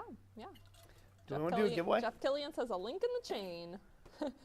Braxton Claypool. Yep. And Olga is the name for the Roy's anvil there, if that was unclear. Yeah, if it's unclear, I named my anvil Olga. So, we named it. Why? I don't know. Some people have aversion to me naming my anvils. They're like, aren't you a Christian?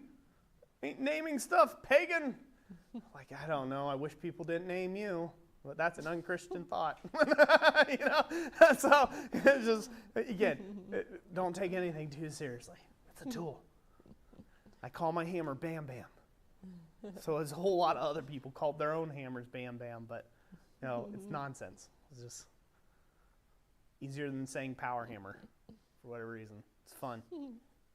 Anyways, we ready? Yes. What are we giving All away right. now? So let's do some more giveaway stuff. All right.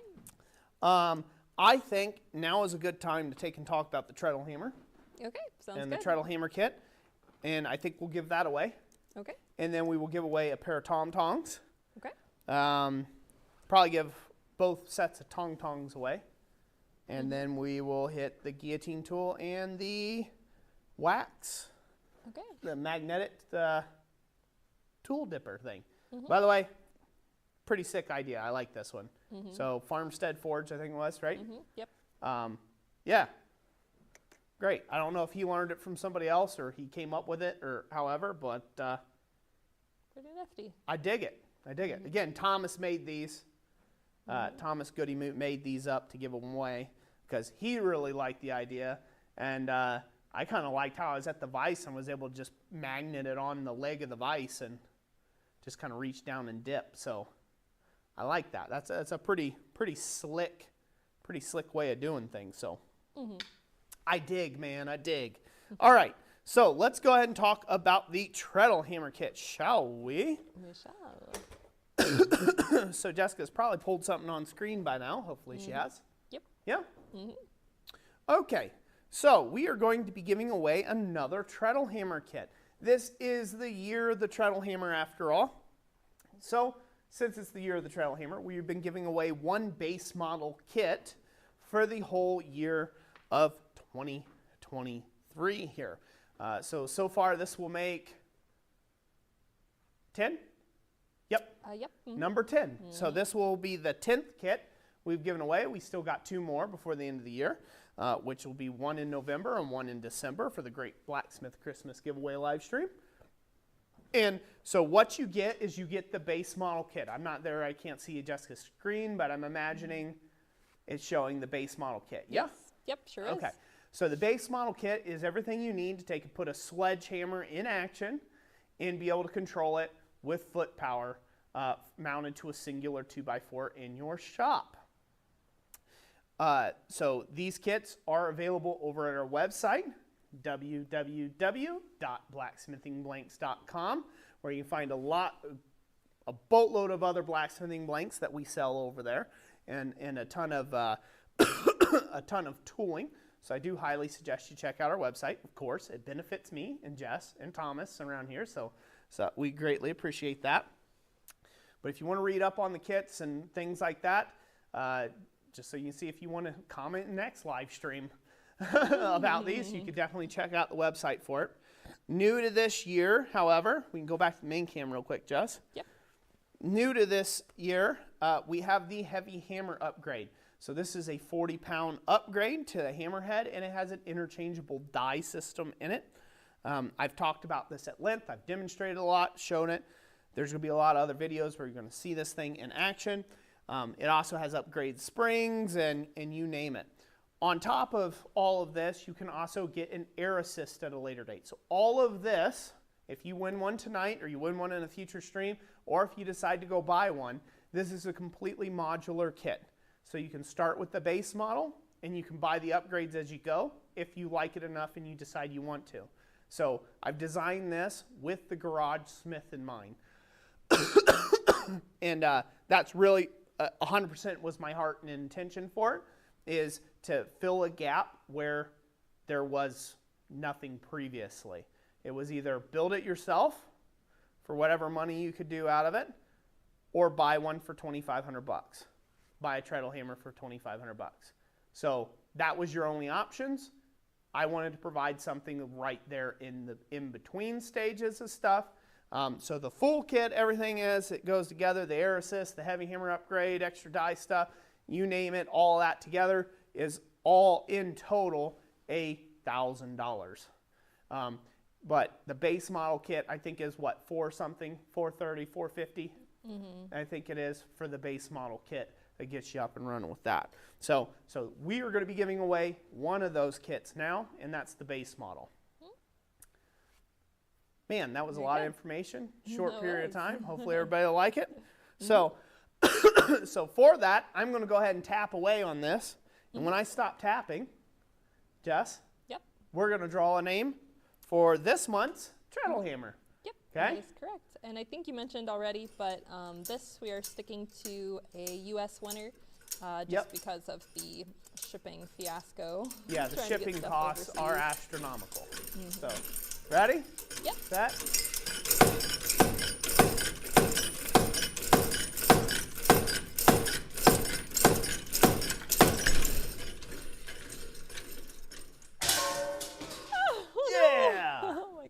Who do we have? All right, we have Eddie Smith with Hammer Me Please. Eddie Smith, congratulations. You are the winner of the Christ-centered Ironworks Treadle Hammer Kit. Congratulations. Everybody give him a round of applause. Let me go pick this thing up over here in this corner. Hopefully it didn't hurt anything. Yeah. Of course it didn't hurt anything. You know why? Because my blacksmith work game is on point. It is strong. Didn't hurt it in the slightest. Thank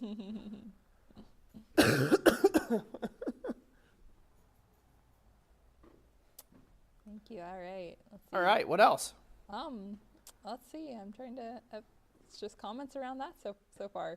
Hunter from earlier, though, I'll repeat his question. He didn't get a chance to hear the answer to his question, which was, why beeswax over water or oil? Different applications. So the beeswax, it's in the punch loom, it's just a wax. It's an oily substance. Water cools stuff down, but for certain types of steels, it's too abrupt and it can cause cracking of tools for your more exotic alloys. So oil is a better option to cool the tool on exotic alloys. Most of my tools are all coil spring or 1045, so the shock of quenching them in water if they get too hot isn't a big deal to them. Oil or wax or beeswax is a lubricant, and it's just helpful to help the tool slide along. Water cools stuff, oil lubricates stuff. So, yep. All right. But it just depends on your application. This particular one had beeswax in it. I think it's just because that's what Thomas had on hand. But you could easily melt the beeswax out and put oil in there, or graphite, or whatever you want inside that tin. All right. Thank you for the question, by the way. Sorry I didn't answer it earlier. Well, I answered another person who asked a similar question, so. But glad I could answer that one. All right. All right, we ready to give away some tongs? Yes. All right, so we'll go over to the vise real quick. I'll show these off. So again, these are Tom tongs from blacksmithsupply.com. He is the channel sponsor this year, John at blacksmithsupply.com. I highly suggest you support him because he has supported this channel, and he's really into giving us free stuff to be able to give away and support the blacksmithing community. He's just a really outstanding guy. So thank you, John, for providing these for us to give away in the stream. Hashtag he is a sponsor. So these are the 1/4 inch or TC201s, Tom tongs. We're going to be giving those away next. And then right after that, we're going to be giving away these Tom tongs or TC200V 3/16 inch tongs. We're going to be giving those away right after. So we'll give the 1/4 inch ones away and then the 3/16 inch ones away. So we go back to main cam. The way that works, when I get done ringing the ring-a-ling-ling in the anvil, Jessica's going to draw a name at random. So again, this is for the 1/4 inch. Okay. We ready? Yes, ready. 3, 2, 1, go.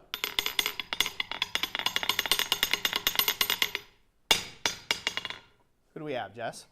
Tinker's Dam with grippy things. Tinker's Dam, congratulations. You won some grippy things there, sir. These Tom Tongs, or the TC201s, 1/4 inch, from blacksmithsupply.com. Get with us, Tinker's Dam, through the contact email in the description in the next 24 hours, or we'll give them to somebody else. You already know the role. You've been around the channel long enough. You know how this goes. All right, now we're going to give away the 3/16 pair. Okay. In 3, 2, 1, go.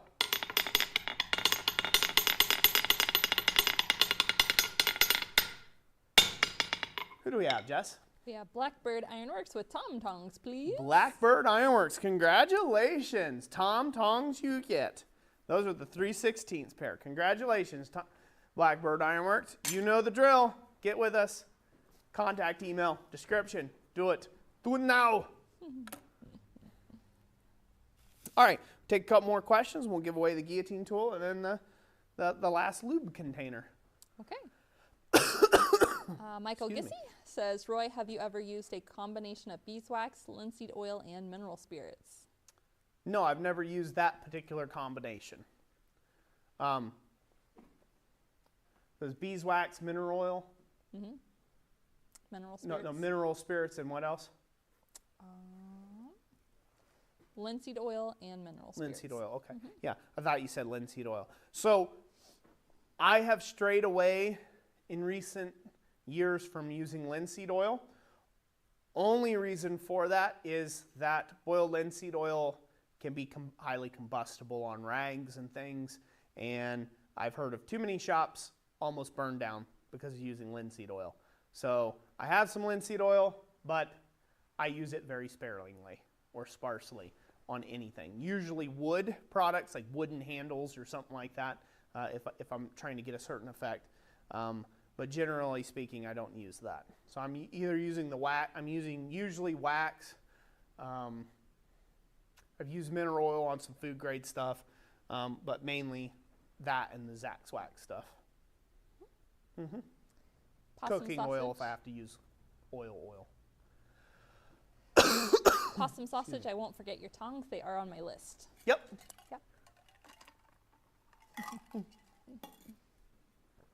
So we don't forget them. We should give those away. How do you think? Yeah, sure. Let's do that. Do you have a picture of them? Or? I did not get a chance to upload that. Okay, you didn't get a chance to upload them. Okay. So, Possum Sausage, great friend of the channel, great friend to me, period.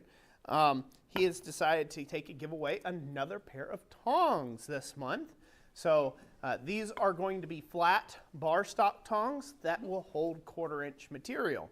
So he just got those done tonight, basically, at the bottom of the hour before we got the live stream started. So we will be giving a pair of those away, and those will be coming from Possum Sausage. So you'll give us your information, and we will pass it along to him so he can ship it straight to you. Sound good? Exactly. All right. So thank you, Keith, for that. Greatly appreciate it, brother. Are we ready? We are ready. All right.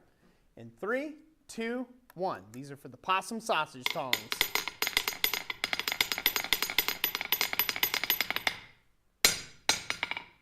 Who do we have, Jess? We landed on Samuel Booz with tongs. Samuel Boons, congratulations, good sir. You are the winner of the Possum Sausage tongs. Please get with us through the contact email in the description, and we'll have Keith send those out to you very quickly. Like overnight, no, just joking. Express mail.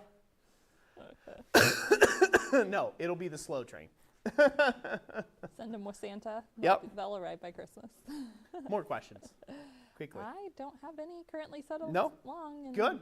People are just commenting for the giveaway, so. Okay, people are just commenting for the giveaway. Well, shall we keep that roll going? We might as well. All right. So there's no other questions? No. All right, so the next thing we're going to give away is the C-frame guillotine toolkit that we sell over at our website, www.blacksmithingblinks.com. You can check them out over there, read up all about them for anybody who misses out on their opportunity to win one this evening.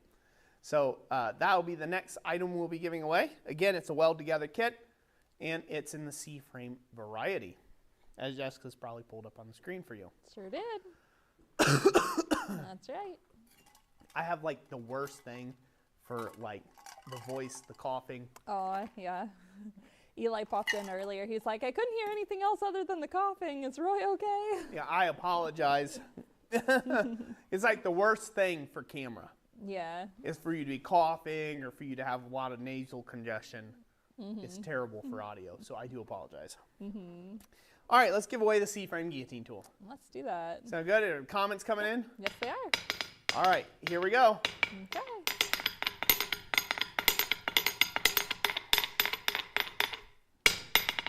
Who do we have? John Mayberry with guillotine. Hey, John Mayberry, congratulations. You're the winner of the C-frame guillotine tool. Good, sir. Get with us. Contact email, description. Do it. Do it now. Because I'm pushy like that. Just tell you to do it and you're just gonna.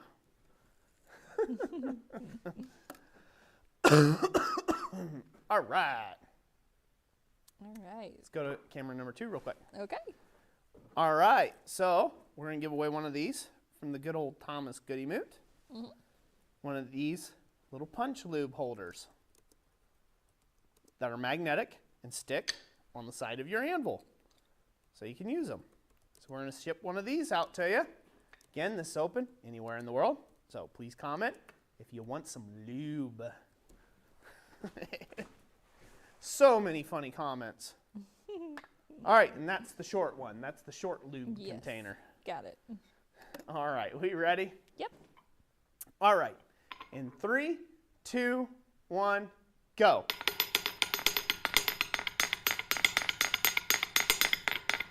Oh, the amount of lube me comments that are going to be out there, huh? Who do we have, Jess? All right. Let's see. I went too far up. Give me a second. Here, let me re-roll. Okay, re-roll. I had gone too far up. Who do you have? Mad Mr. Fox with Goody Moot Lube. Mad Mr. Fox, you're going to get yourself some Goody Moot lube. You know what to do. Get with us. Contact, email, description. Do it. Do it now. So, I've mentioned that a bunch of times for the new people that are around, don't know what's up with that. Why do I keep mentioning the contact, email, description? Why is it such importance for 24 hours?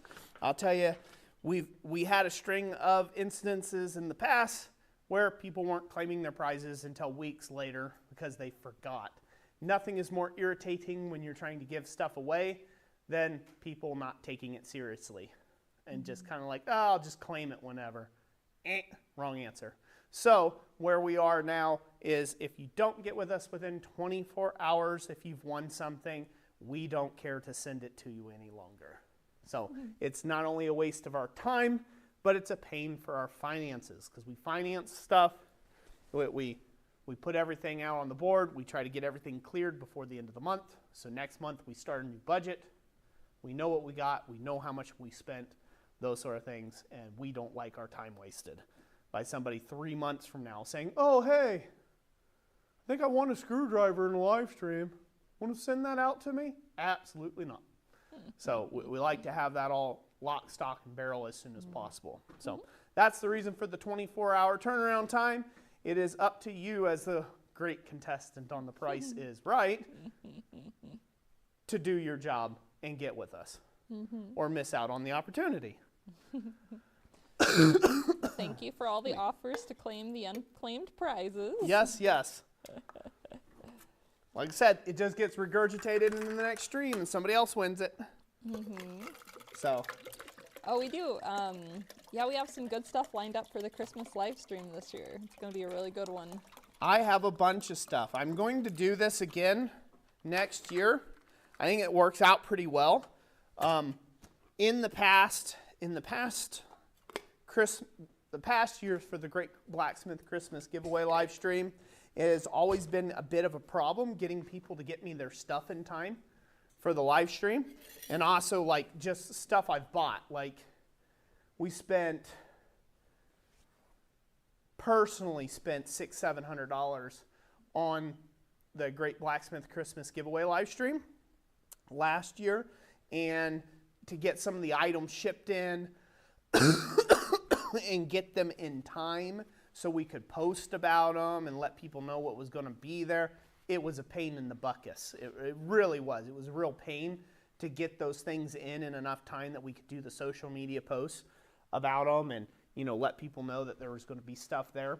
So this year, I've done it a little bit differently. At Quad State, I did a lot of buying for the live stream, for the Great Blacksmith Christmas Giveaway live stream.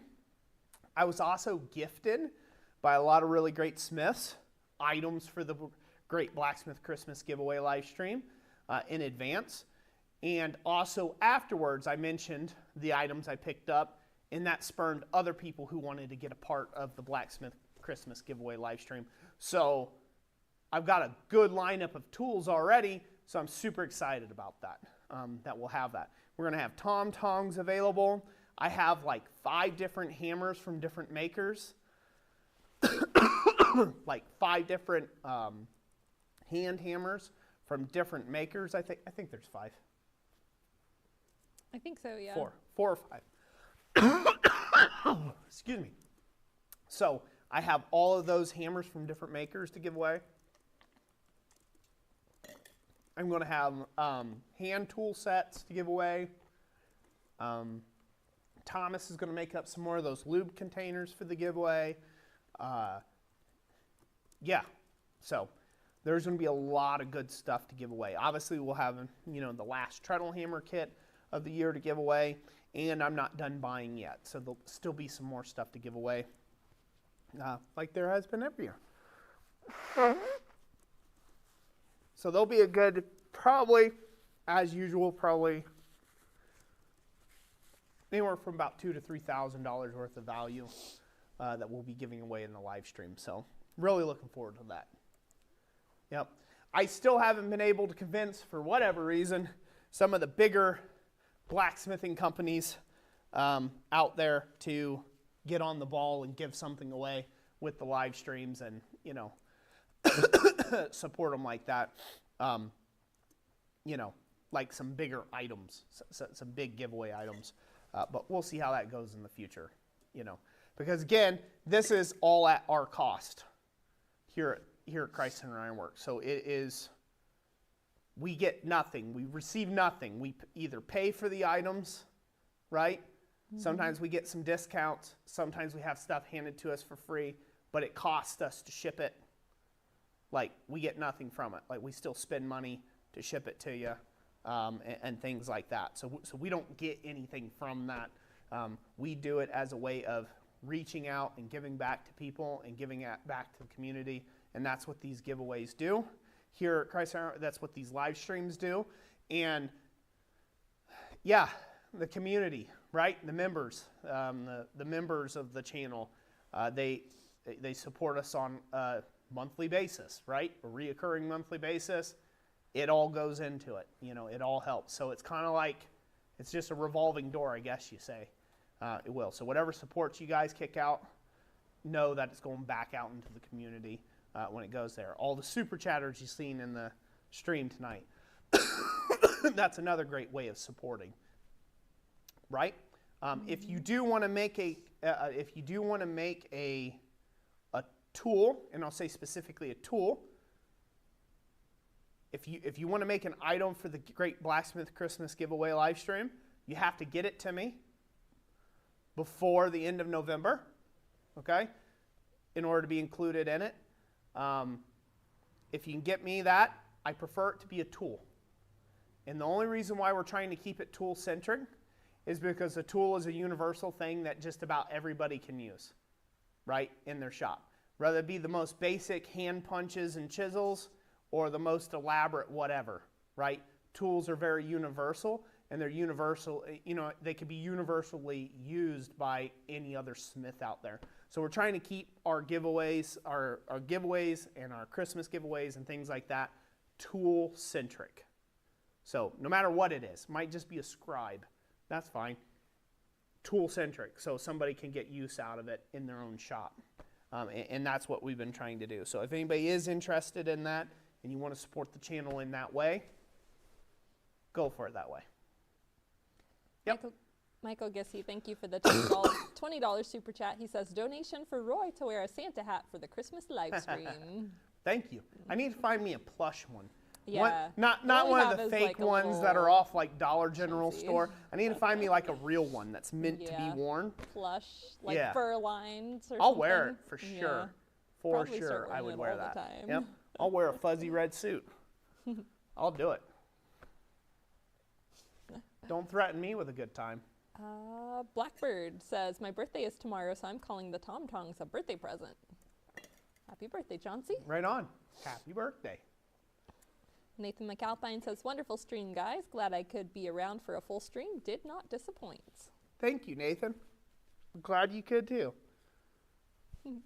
He says, go for velvet.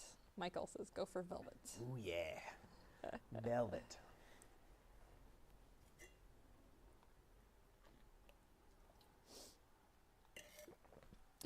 David Reednor says, sorry, forgot today was Friday. Just got here. Well, David, welcome. Possum's Lasses says, will you wear a kilt? Nope. Still waiting on that $100 grand. $1,000,000 for the kilt. Oh. Huh? Oh, Connor thought it was $1 million for the kilt. Nope, $100 grand. I thought it was reasonable. I mean, I gave a discount price, $100,000, and I'll wear a kilt for a year. Through the snow, through the winter, through the summer, whole bit. What time has almost elapsed on that offer this year? Watch somebody donate $100 grand.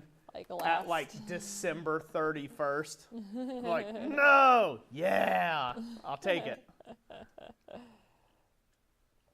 Roy, any tool, let's see, George says, Roy, do you have any tools you regret buying for blacksmithing? Regrets.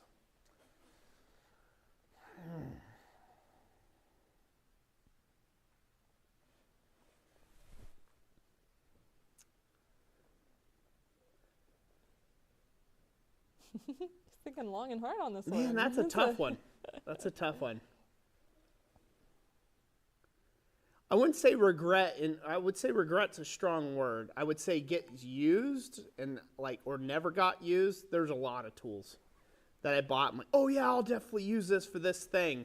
And then I just never did the thing, whatever it was. You know, I just kind of dropped it. I decided it wasn't really worth whatever I was thinking originally.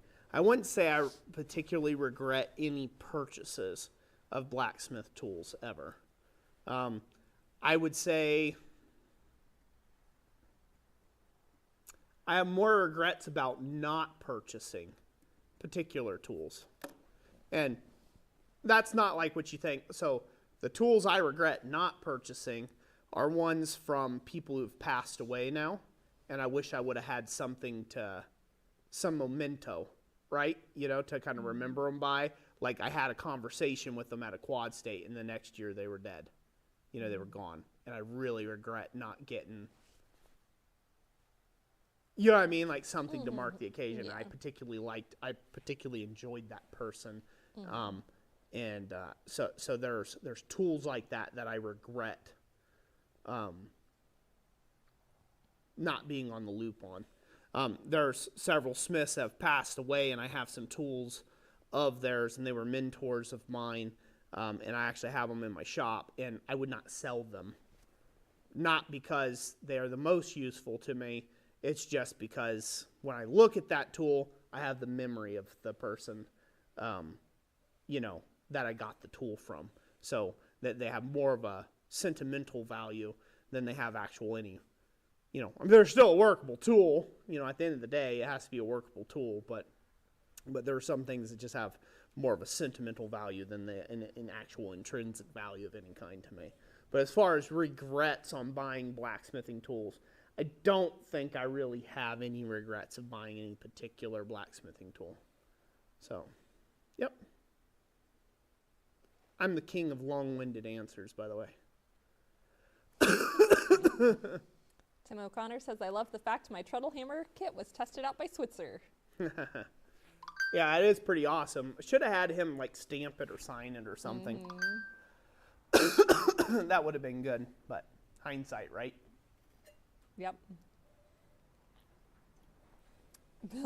Bill Will says, if Roy wears a kilt, I'm not watching. I don't want any accidents putting horrific images in my cranium. Bill, I don't blame you, brother. I don't blame you. None of the dad knee at the anvil. They're saying you're taking it's like a dad chat, you know. When you had your knee up earlier. Yeah.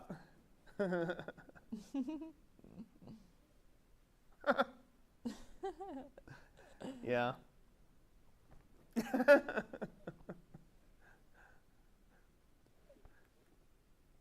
I got so many jokes that could go with that, but I'm just not. They're not appropriate. All right. Yeah. Chauncey says I'll have to pick up the air assist next. Awesome. Questions? Comments? See, Nathan Complaints? McAlpine says I regret my bandsaw. Oh, yeah? I'm sure there's a story that goes with that. I know one thing you regret. The air compressor you bought just before Quad State. That one was but that's not really a blacksmithing tool, though. You use it to do some blacksmithing. Yeah, I could have kicked that thing across Quad State. Yeah.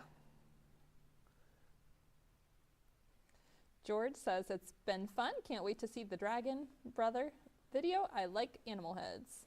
Awesome. I'm glad. Glad you had some fun, George. So, we will continue the Dragon Head next live stream. So, in November's live stream, we'll continue the Dragon Head and finish that up. And then for Christmas, I'll have to do something special. I'll have to do a little special live stream. I think for the Christmas live, I might start by forging a couple pieces for it first. I have an idea. I really like candlelight at Christmas. So I think I'm going to do a forged luminary of some sort. So something that has to do with light for Christmas, for the Christmas giveaway live. That's my thoughts anyhow. So it'll probably be like assembling it and then doing that. But yeah, we will have a big Christmas giveaway live. The live stream for Christmas is all about the giving, really. I mean, it really is. So like it's less about the forging and it's a lot more about, giving away some really cool stuff and spending time with you all. So more of a sit chat kind of thing. And it's pretty hopping, isn't it, Jess? The last one was. Between giving something away like almost every minute and a half. Yeah, I think like we had it every timed out. heat we gave away something else and it still took 3 hours? Yeah, right. Yeah, it was big. There was a lot, and this year I imagine it will be every bit as big, if not bigger. So, but I love it. I love it.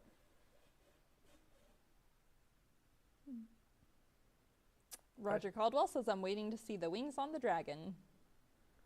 They will be interesting. Braxton Claypool, the treadle hammer is available at our website blacksmithingblanks.com, where we have the base kit, and then we also have the heavy hammer all the upgrade upgrades and the air assist upgrade. Yep. Blackbird says that's going to be sweet. Let's hope. Yeah. Let's hope. I think it will be. I think it will be myself. So, again, I think I have this idea. I really want to do like a forged luminary. I want to do something that's really cool for the Christmas live. But I think what I'll have to do is I will have to work on it during the week and then kind of do the assembly during the live. Yeah, it's just such a big process. Just kind of assemble it, or yeah, do that. Or I might showcase like one part of it, have something already done, a finished product. That way it's not about having to finish it, but, and then I can forge like a couple elements from it in the fire. You know, I can like showcase how I did a few things on it and go that route. So I'm thinking that may be the way I go for the Great Christmas Giveaway live stream. So we'll have to see how it goes. All right. Possum. Well, huh? Oh, I was going to say, Possum Sausage says, I hope you read my last comment. Laughy face, cry face. Laughy face, cry face. No, that was the previous comment, as far as I could see. Kid KV, we have not yet selected the monthly giveaway for next year. We will have to discuss. Yeah. We have not figured that out. I haven't decided whether I want to circle back around or if I want to do something else. So it'll be tricky.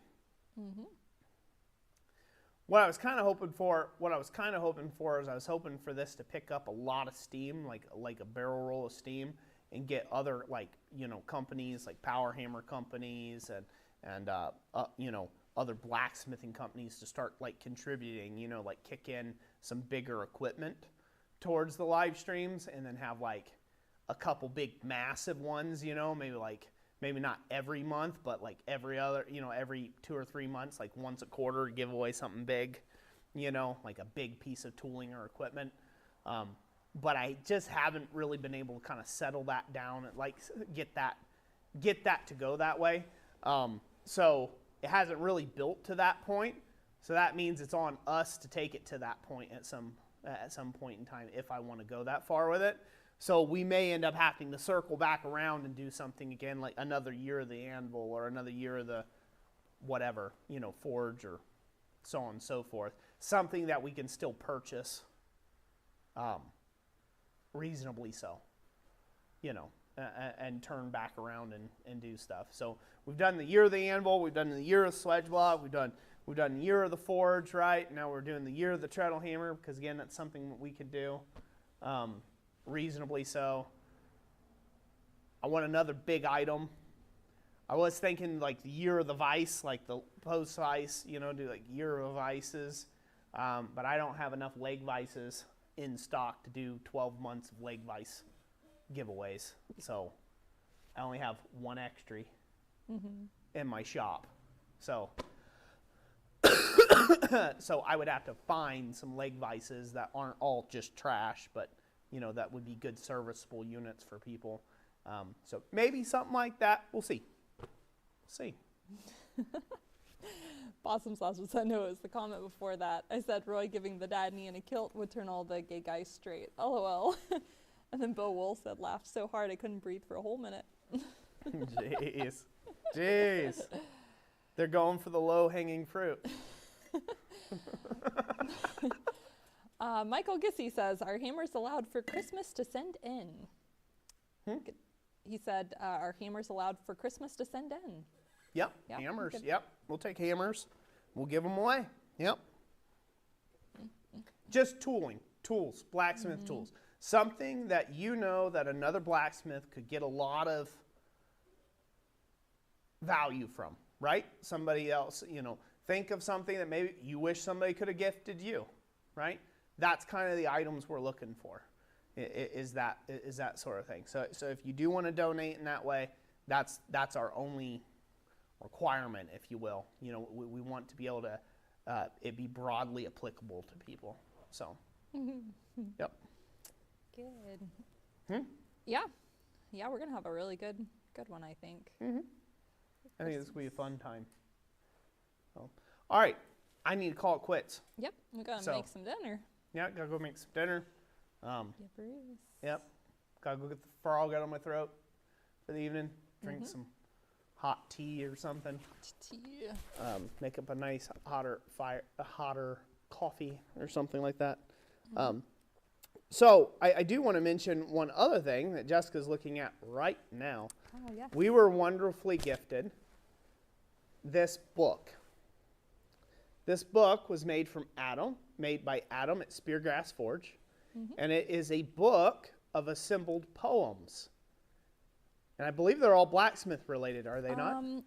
I think there's a few at the end, Christmas ones that aren't, but everything else is.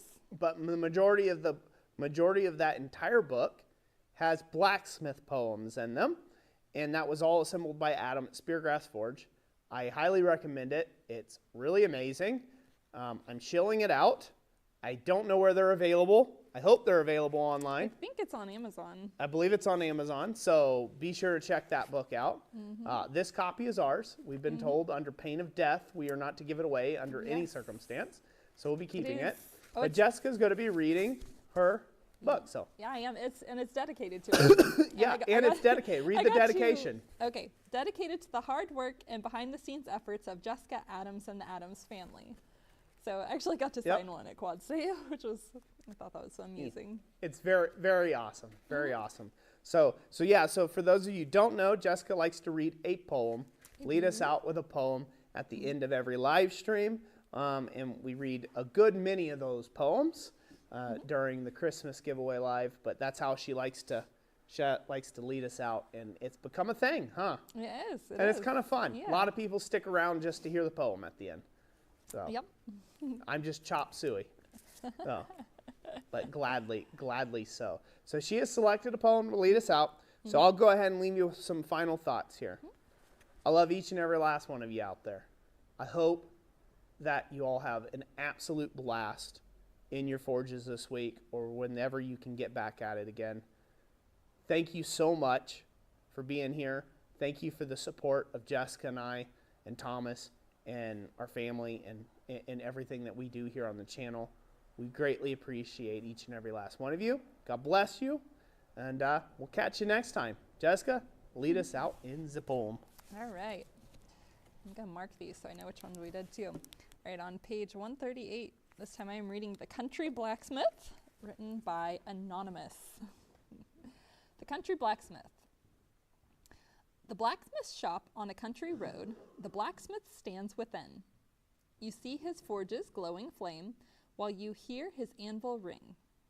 And as you see him swing his sledge and watch the sparks fly high, you hear him sing his favorite song of the good old days gone by. And so you see him toil each day, to toil with main and might, till rest he finds beside his hearth, and family then at night. He's always ready, never cross. He'll fix your buggy and shoe your hoss. He'll repair your cart and mend your plow. And you need not wait for he'll do it now. He is always ready and with smiling face. He greets each man who enters his place. He makes no enemies, has host of friends, for he fixes up, breaks, repairs, and mends. And when he's done and you're so bold as to say, just wait till my crop is sold, he'll turn to hip desk with a smiling face and charge the job in the proper place. But don't forget, he has to live, must pay for stock and tools. So when he sends a bill to you, don't act like 16 fools.